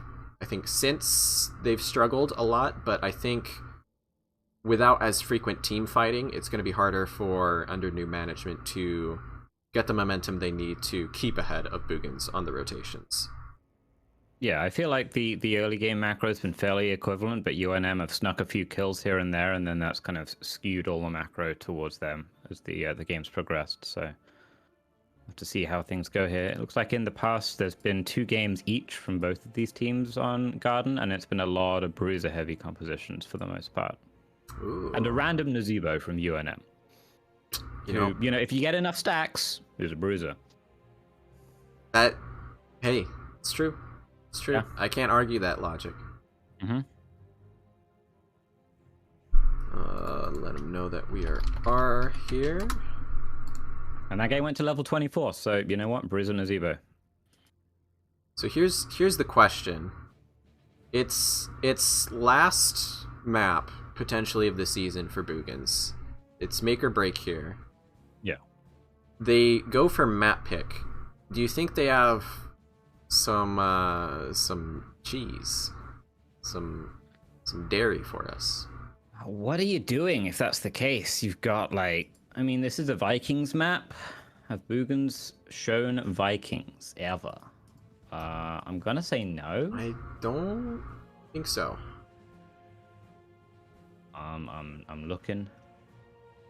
The cheesiest thing I see that Boogans have publicly played is actually no. Hammer's a straight up hero. So not Hammer, but like a Genji. No, that's not cheese either. That's nah. In fact, the fact that we haven't seen Genji at all in this set is shocking to me. Because yeah.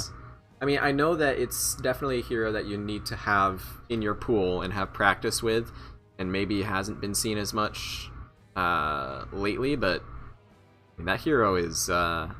If I was playing against a Genji with UNM's comp last game, I would have been a little bit more hesitant to be diving in and taunting things, because I'd be afraid for my backline. And Genji just goes, oops. Yeah. Off I go. I'm in your backline. Man, now I wish we saw Genji last game. Just either team. I love seeing Genji on Braxis, just running around like a... I don't know. Just jumping over walls, deflecting doing cool stuff. Missile launchers and scattling guns from the boss. Just running into just running into an army of Zerg and deflecting their bodies with his sword. Holding the sword at a jaunty angle and taking no damage. The weirdest thing I can think of that Boogans would do here is like a Deathwing. Deathwing can work. I talked a little bit. You just drop rocks forever on the seed heads, right? Yeah. the other team says, all right, I'm going to choose to channel my objective now. And then they either need to commit multiple people or they need to channel 5 times in order to get it. So far, map pick has been winninger. We've got 2 map pick wins and 1 first pick win. Newb bans. So despite beating it on BOE, they don't want to have to deal with it here. Makes sense, it's a lot easier to split push with a Newb here. Garrosh continues to be the ban for Boogans. Blaze, and once again banned for UNM. So Anduin again? I think Yeah, no, it's Anduin. It's Anduin. Okay, so bans. I mean, this is the first time a Newb has been banned for UNM, but that doesn't surprise me at all. And if anything, I'm surprised it took this long. Junkrat gets through again, which is probably exactly what UNM was planning on. So there's still priority picks available, like Johanna's available still, Vala's available still, could be Sylvanas for the map here potentially.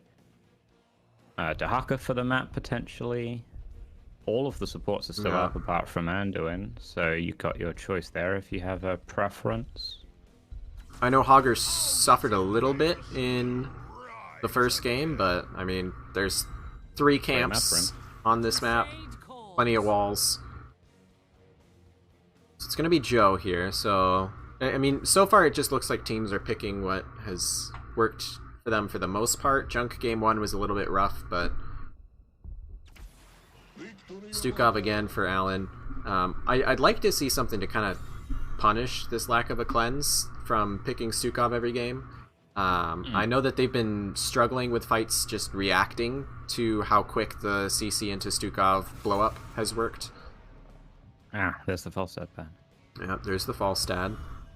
So, I mean, the only other 2 DPS I think we've seen from this team so far has been Vala and Mephisto. Mephisto, rough on this map. I could see Vala, but it would be changing the player. It had been Sneaky Glades who had been playing the Vala, so potentially a new DPS for UNM here. I mean, Junkrat's pretty... I mean, you know, Junkrat, you just look at what side of the screen you spawn on, you look at what side the enemies are, you put your mouse on the enemy side of the screen, you push all the buttons, right? Like, yeah. And we see the anti-fun ban, anti-cheese ban. Abathur is out. I'm gonna be honest. I'm a little bit sad. I mean, there was a good ABBA comp being set up there though for. It's reasonable. ABBA this year's annoying. Clone Greymane's fantastic. I've just never seen Boogans do it publicly. So yeah, I guess if that's something you're afraid of, which is again like a hyper dive, right? You've got a Greymane who doesn't care about dying and does extra damage with a Greymane behind that. Yeah, like your Junkrat is gonna be spooked. Or 2 Hoggers spinning around in your backline, unstoppable, pummeling your entire team. Well, I guess only one of them pummels your entire team, but you only need to be pummeled once. And it's going to be Tychus, Leo, so a lot of percent damage here. A lot of percent damage, a lot of wave clear, reasonable camp take, not great, but not bad. Kind of a cleanse if we get the Falling Sword. It's a very vanilla comp from UNM. Yeah. Pretty much. They're a map up, so they don't really they can lose this, so they don't have to do anything crazy. Is this last pick going to be like the Deathwing? There's Leo, which is a bit spooky. Oh, it's Jane again. Jane again. So, I mean, this game, both teams are just kind of looking to mash face into each other, and I'm honestly not sure who I would say is favored here. I think camp taking early should be better for Boogans, which I always look to on this map as a really good way to set momentum. But man, other than that, there's just not that much. It's just gonna be how it's been all series. It's gonna come down to who's pulling the trigger and popping the first kill first. Or, well, the second kill, because first blood always, I mean, it was definitely Liddell who was first blood last game. Don't go look. Yeah. It was 100%. 100% Liddell. Yeah. No questions asked. All right, on the left here, UNM looking to close out the series. Got Liddell on Johanna, Zloth on Leoric, Sneaky Glades on Junkrat, Allen by default back on the Stukov, and I Just Fizzed playing Tychus. I got some sad news. The Perfect Storm Enthusiast has misclicked. Ah, I hate it when that happens. You know, Yeah. I play Muradin a lot and against my will most of the time, but Yeah. every time that I accidentally hit like Control 1 or Control 3, I think are the ones, it just makes me sad. You know, I look at my accidental talent pick and I just feel so bad about how much more of an impact I'm gonna have on the game. Exactly. A heavier impact, even. Oh, so heavy. Also, the red team of Boogans. There's my intro. All right. Nailed it. Let's try. So, look, all I'm going to say is I saw all of UNM run to the bottom gate, and then they went mid anyway. So, I have questions. Why didn't they just commit? Just Apple maps. run it down bot. You know what? That'll do it. Oh, reactive ballista spores? Okay. Oh. Lol. Thunder is being a nuisance. Tracer cosplay over here. Oh, I think Tracer cosplays Lucio these days, I think. Said I think twice, but... and yeah, so we're gonna immediately Tychus Stukov on one camp, Greymane on another. Jaina's gonna even throw some abilities over the wall. One thing I do like to see is between like Greymane, Jaina, Tychus, we've got like pretty safe, bulky assassins in this game. There's been a lot of people getting popped, and so seeing, I guess, safer, less risky play, I think is probably what's gonna win out here. These teams have both been consistent about punishing when the other team makes risky plays. We've seen, I mean, we saw UNM looking for down talent fights in the first game, trying to come back or force something surprising. We saw Boogans trying to global in on Braxis, getting punished. So I think both teams are just going to try and play standard, and it's just going to come down to the execution, which we've seen either team execute better in fights so far tonight, so we'll see what happens. Just got a vanilla game on a vanilla map here for the most part. The weirdest thing, I think, is a Junkrat. And that's not weird, that's just you don't like playing against it. It's weird because it got through bans. Yeah. So I'm honestly surprised. That being said, talking about normal play, I'm a little bit surprised to see so many people showing up for UNM here to try and delay. Normally, ooh, actually Kalavoth getting super chunked by the Tychus after eating the, and that's going to be first blood. So according to my law, our law, which has never failed and always been right, this game is now Boogans to win. Yep. Alright, on to game 5. Thunder, that's extremely brave. Indeed it is. Alright, so, I mean... That was arguably 2 unforced errors from Boogans there, because that was just a 4v5, the UNM won, and arguably they shouldn't have won, because 0 advantage, and then a 4v1, and collected their complimentary Lucio. Yeah. Maybe, I think probably some nerves. I mean, I've been in the spot where you're on your last legs. It's a best of 5, so you've been going for a little bit.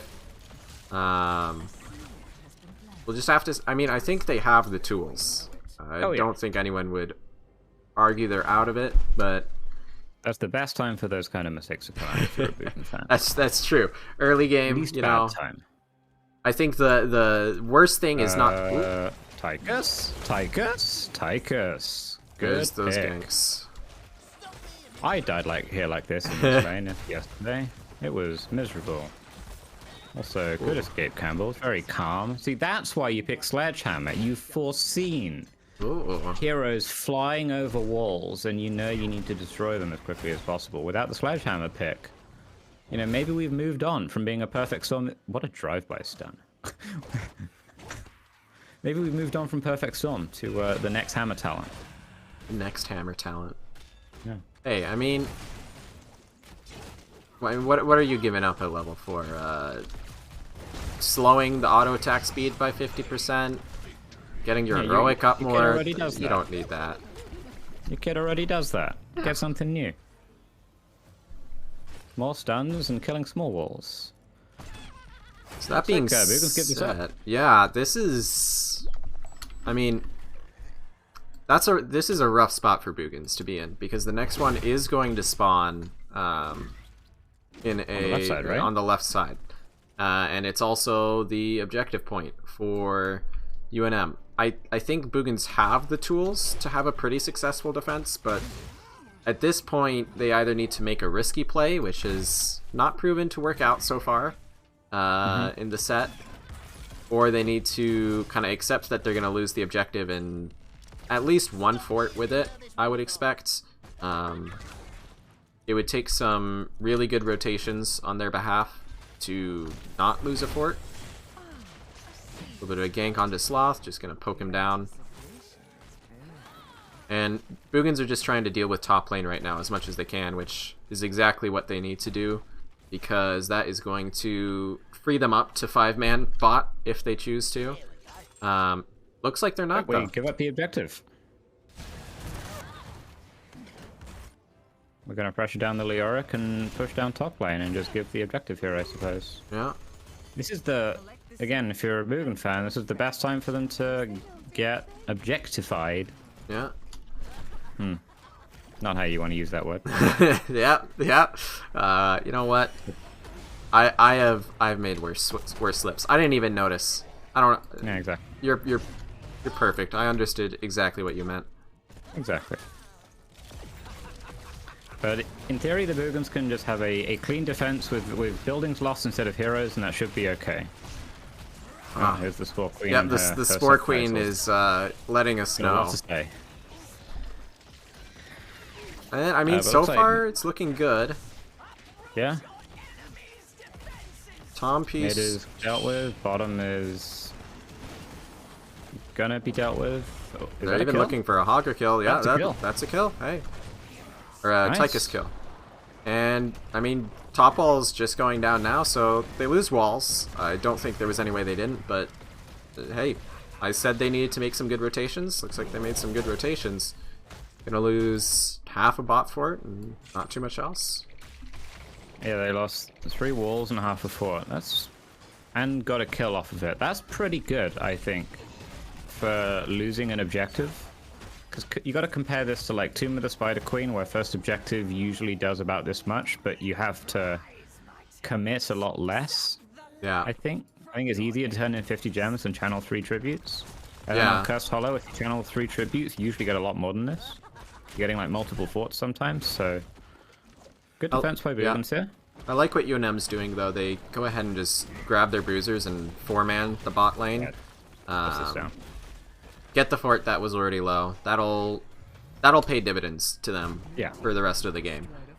That's basically what the objective setup was, that play. Just taking the confirmed fort here.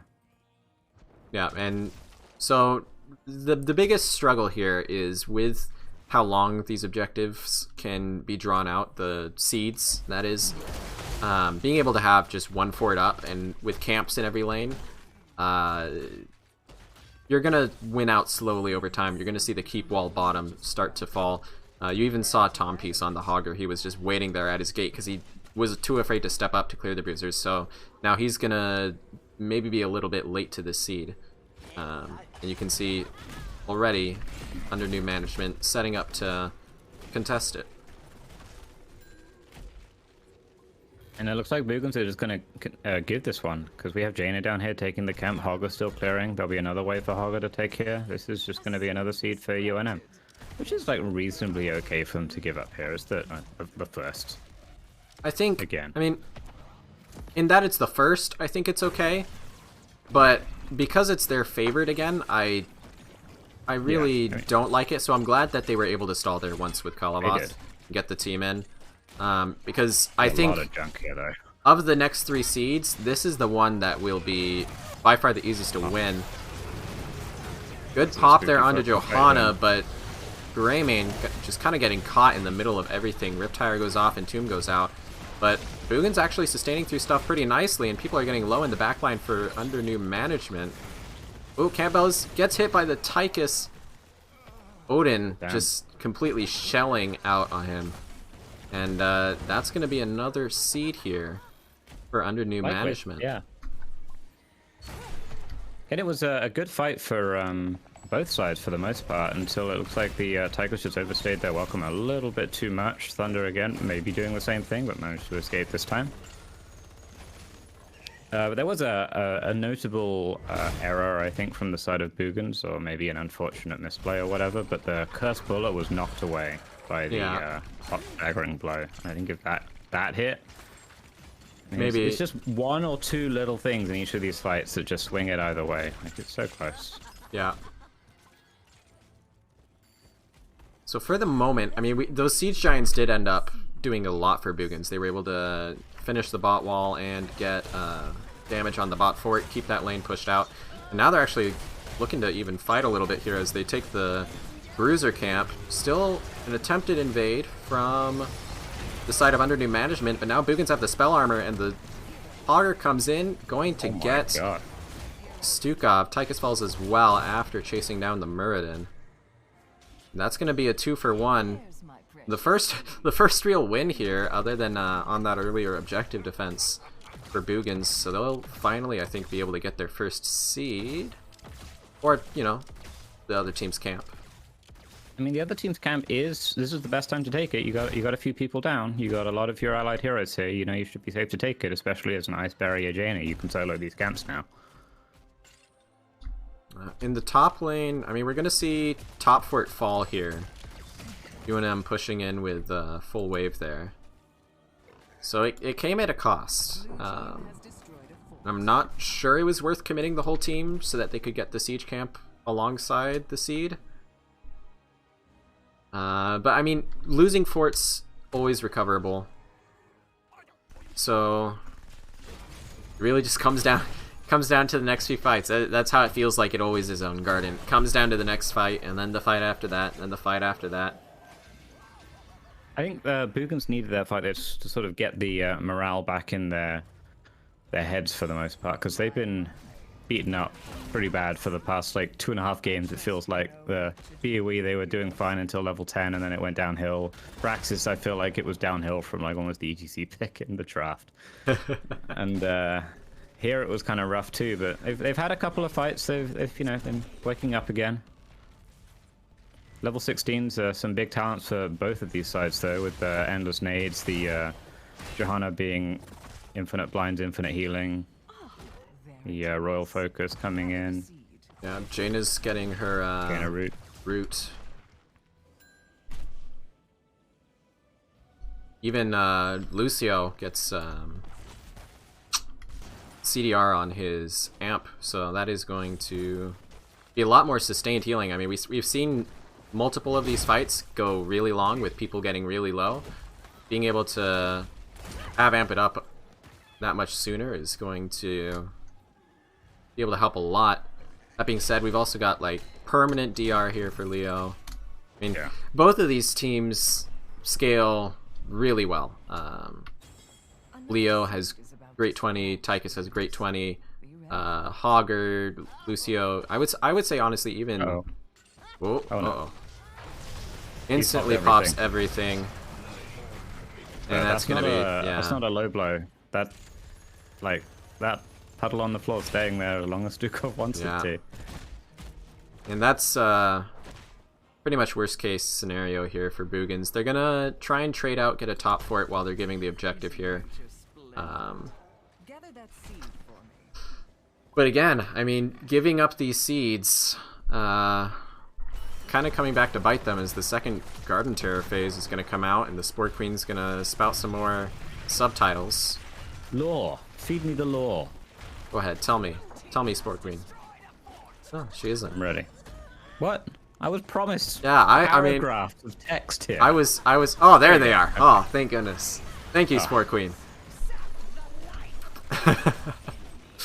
I mean, all things considered, top lane. Oh, Tompies gets booped over the wall.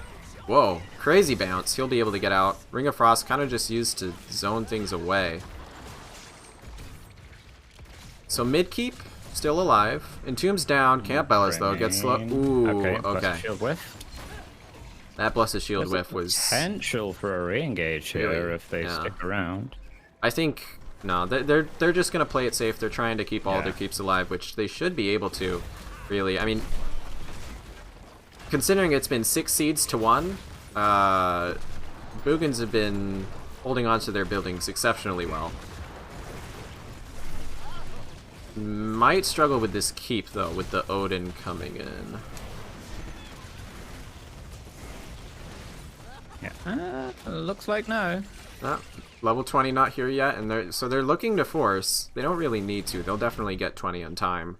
Good retreat from UNM there, though. They're just basically saying, how can we lose this edge? And overstaying there is... Like, they could probably have forced that keep down if they wanted to. But that's an unnecessary risk, right? So... Yeah. Leave it up. Go get 20. That being said, it's this map, so you probably give 20 to Boogans, but that keep is always going to be that damage because of the Abatha ban. Alright. So now we're back to the fun part. No objective for a little bit. Everyone's turning the yellow things blue. Everyone's in the level 20 waiting room. And level 20s are in for UNM. Pretty much everything as you would expect. Only notable things really are Radiating Faith for Johanna and the Riptire resets for Junkrat. So I was being super nitpicky, and I think I can, because Alan by default's a Stukov main. If you want to pick Control Chaos, you don't lock it in. I mean, fair enough. Because if you want to use it, Control Chaos in a team fight, you use the regular level 10 version, then you pick the level 20, and you get 2 additional charges then. So you can get 5 swipe instead of 3. Once. But, you know. So interesting here, I mean, we see the same like safety focus build again for Jaina. Even going for the blink over getting that CDR on Ring of Frost. Is they're gonna finally claim their first fort in the bottom lane. But there's a camp pushing that as well, so if this seed fight happens, like UNM need to get this quick, otherwise there's going to be potential keep damage here if there's a long, prolonged fight. But it looks like Boogans are again giving this one up. Yeah. Cleaning up the lanes. And I think that makes sense. I don't think necessarily any 20 talents are stronger here individually, or any team is significantly stronger 20s, but I think the synergy and what the 20s give to UNM is really important because they've kind of struggled to get that snap lockdown, but with the Buried Alive as well as the Radiating Faith, just being able to keep people still a bit longer. Radiating Faith especially, like playing into that as Lucio, you basically have to pre-cleanse it or be away from your team and wait for it to bounce to all of your teammates because it will bounce to all 5 heroes. Yeah. We do see also UNM have done the cool thing of everyone upgrades their heroic. They've matched all the pictures. So they have. Yeah, got that 10% buff. Lucio, the only one to be cool on his team, I guess. Another seed given up by Boogans, but they are getting guaranteed forts. Potentially big stuns here. There's one. Rewind? No rewind. Okay, we're just having a cheeky stun. Backing out. This time Lucio's there to make sure Muradin gets out, so... Again, we're at a seed point for... Boogans gave up 2 seeds for 2 forts. Which I think does make their next seed fight good, because there will be some catapult pressure to oppose and equalize the catapults that were in those lanes. They have made the next seed better for them than it could be. And it's in a good position. If they've been tracking these positions, which, you know, hopefully they have, they would know that the seed is showing up in here, or at least likely to. So... potentially they've set themselves up as good as they can for a reasonable fight here, with the only lane they maybe have to check on is mid, and is right here. Yeah, so the main thing here is, I mean, if anything, I actually am okay with them like playing patient here and just like focus on not giving them the buried alive or the entomb. It's even okay to give up a little bit of the objective position if they need to, because right now, I mean, their lanes are about midway through the map, so the Garden Tears are going to have to auto through a whole wave, basically, to get to any structures, which autoing is how they kind of passively lose their health. You know, on Tomb, the spiders lose health by walking. Oh, there's the Bless onto... Really good jump there to stop. Oh, the Riptire, but it isn't enough. And Ring isn't going to be able to hit anything, and now it's just a fight down a person, and I'm not sure that they're going to be able to take it on the side of Boogans. They trade 1 kill, but both of the DPS are gone now. Boogans have to try and make it out alive. It's just going to be Hogger and Lucio for the defense, and I don't think they're going to be able to hold that. Lucio already almost getting dropped by the Odin. That was really good map awareness, I think, there by Liddell, because he kind of just walks in like he owned the place and went right up to Greymane and just threw the Blessed Shield at him, and you think that's kind of a strange thing to do. That shouldn't be allowed, but Jaina was walking all the way around the scenery there to try and get one of those old school K1 Pro style Jaina flanks, and he made it halfway around by the time that Johanna said, you know what, I'm fighting now. So... Yeah. I think props there to Liddell for recognizing that and just taking it. Really good. Again, just they took the initiative and they were able to take the games with it. And that is going to be a 3-1 victory for UNM. No upsets tonight, as they're going to go into the finals against Team? Team? Please note the Cassitus finals. Pronounce team correctly every single time. Every time. Every single time. Alright. Well, let me go ahead and see if I can't get us a UNM team member here to speak to. I will meet you in one of the lobbies. Sure.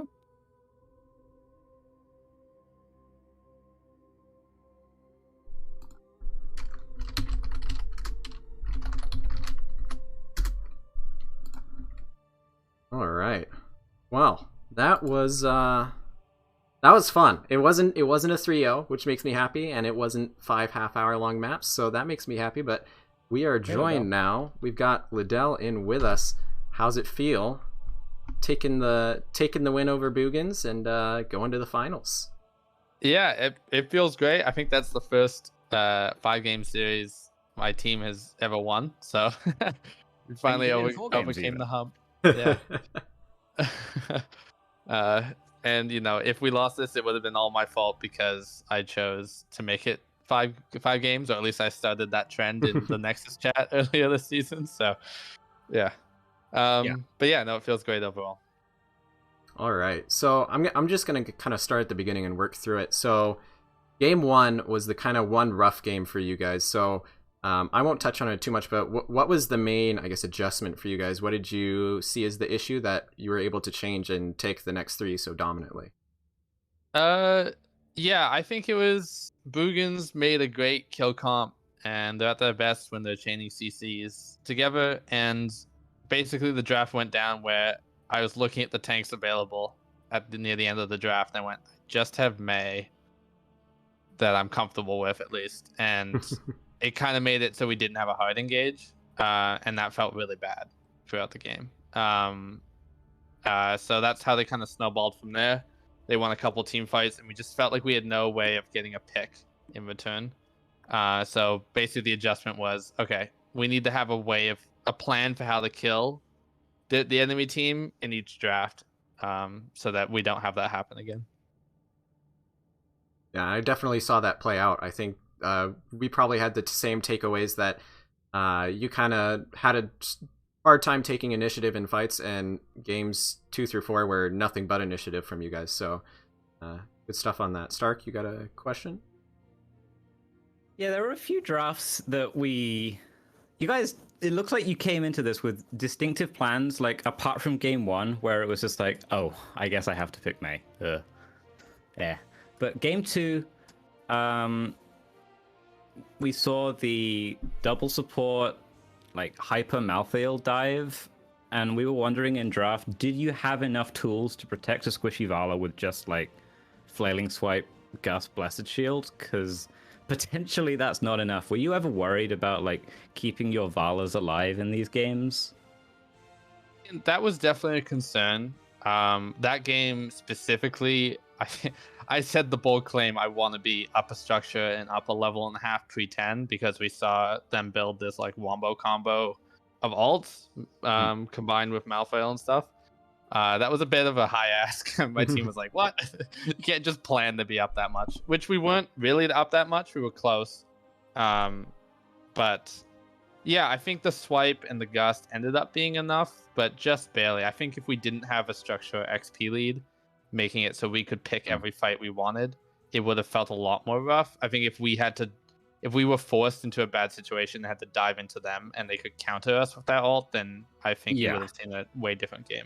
Yeah, the first level 10 fight that you guys got, like, I just have a distinct memory in my mind of Alan by default on the Stukov. Like, the one spooky thing with Stukov, no cleanse. But if you can get the nano-boosted Malthael stuck and stunned in a lurking arm and 100 to 0'd with no buttons pushed, that's about as good as it's gonna get. So, just that was and then like highlight play of game 2. You just completely stunted their whole level 10 team fight momentum, and they had to wait until I think level 13 for the next time. But by that time, I think you had already gotten a 2-level lead. Yeah, and BOE is one of those snowball maps that if you get a fight at the right time, then it seems like every immortal you're down a talent tier somehow, and it just feels impossible to get that equal fight to come back. All right, I want to look a little bit ahead here. So I know you guys have kind of, I mean, you say yourself, you kind of had it rough in best of fives in the past. I know one of those was against Mallow Oats, who are now out. So how are you feeling knowing that you're going up against Team in the next in the finals here, probably next week? Well, Team, formerly SBK from last season, I believe. Smooth Brain Kamikaze, I think.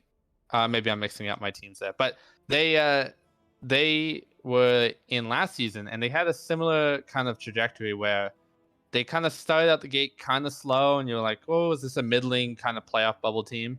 And then last season, I think they won their last 6 weeks. And then this season, I think their second half was a lot stronger as well. So there's one of those teams that they may deceptively look lower in the standings, but actually, if you track just the sample size of the second half of the season, they're a lot scarier. And so, I mean, they're formidable. I had some insider knowledge from Crafty Devil from Muller Oats after the series saying they're really good and they felt impressive. So it's definitely not something we take lightly.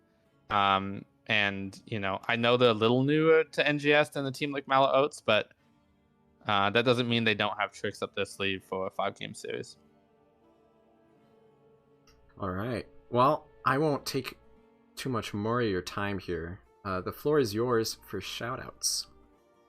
Well, I always start with casters because NGS wouldn't be what it is if it didn't have so many wonderful casters in it.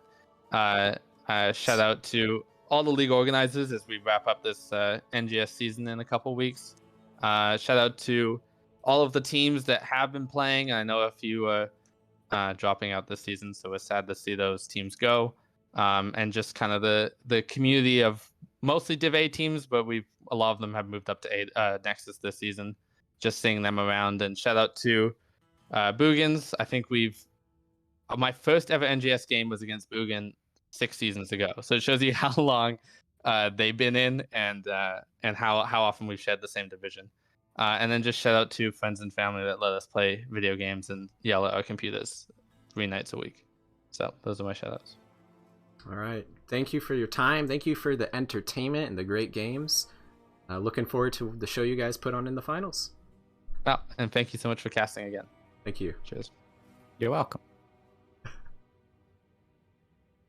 All right. Well, that is going to be it for us. I mean, I don't have too many closing remarks. I think touched on pretty much everything really, I'm happy with that how that turned out, because whenever you go into a best of 5, there's always kind of the worry that it's going to be super one-sided or even boring.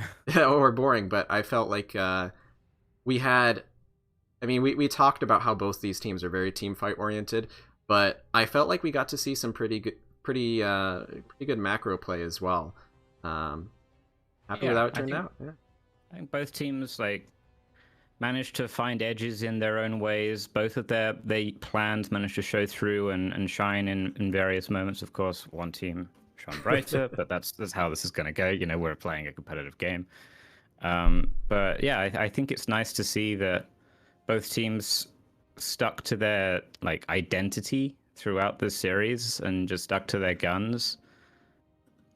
A couple of weird picks here and there. There was a cheese, quote unquote, strategy on BOE, followed by a cheese, quote unquote, on Brax's holdout. But I don't know, as a bingo player, what even is cheese? I mean, it's just stuff you don't like. I liked all of these games. These oh were yeah, good compositions.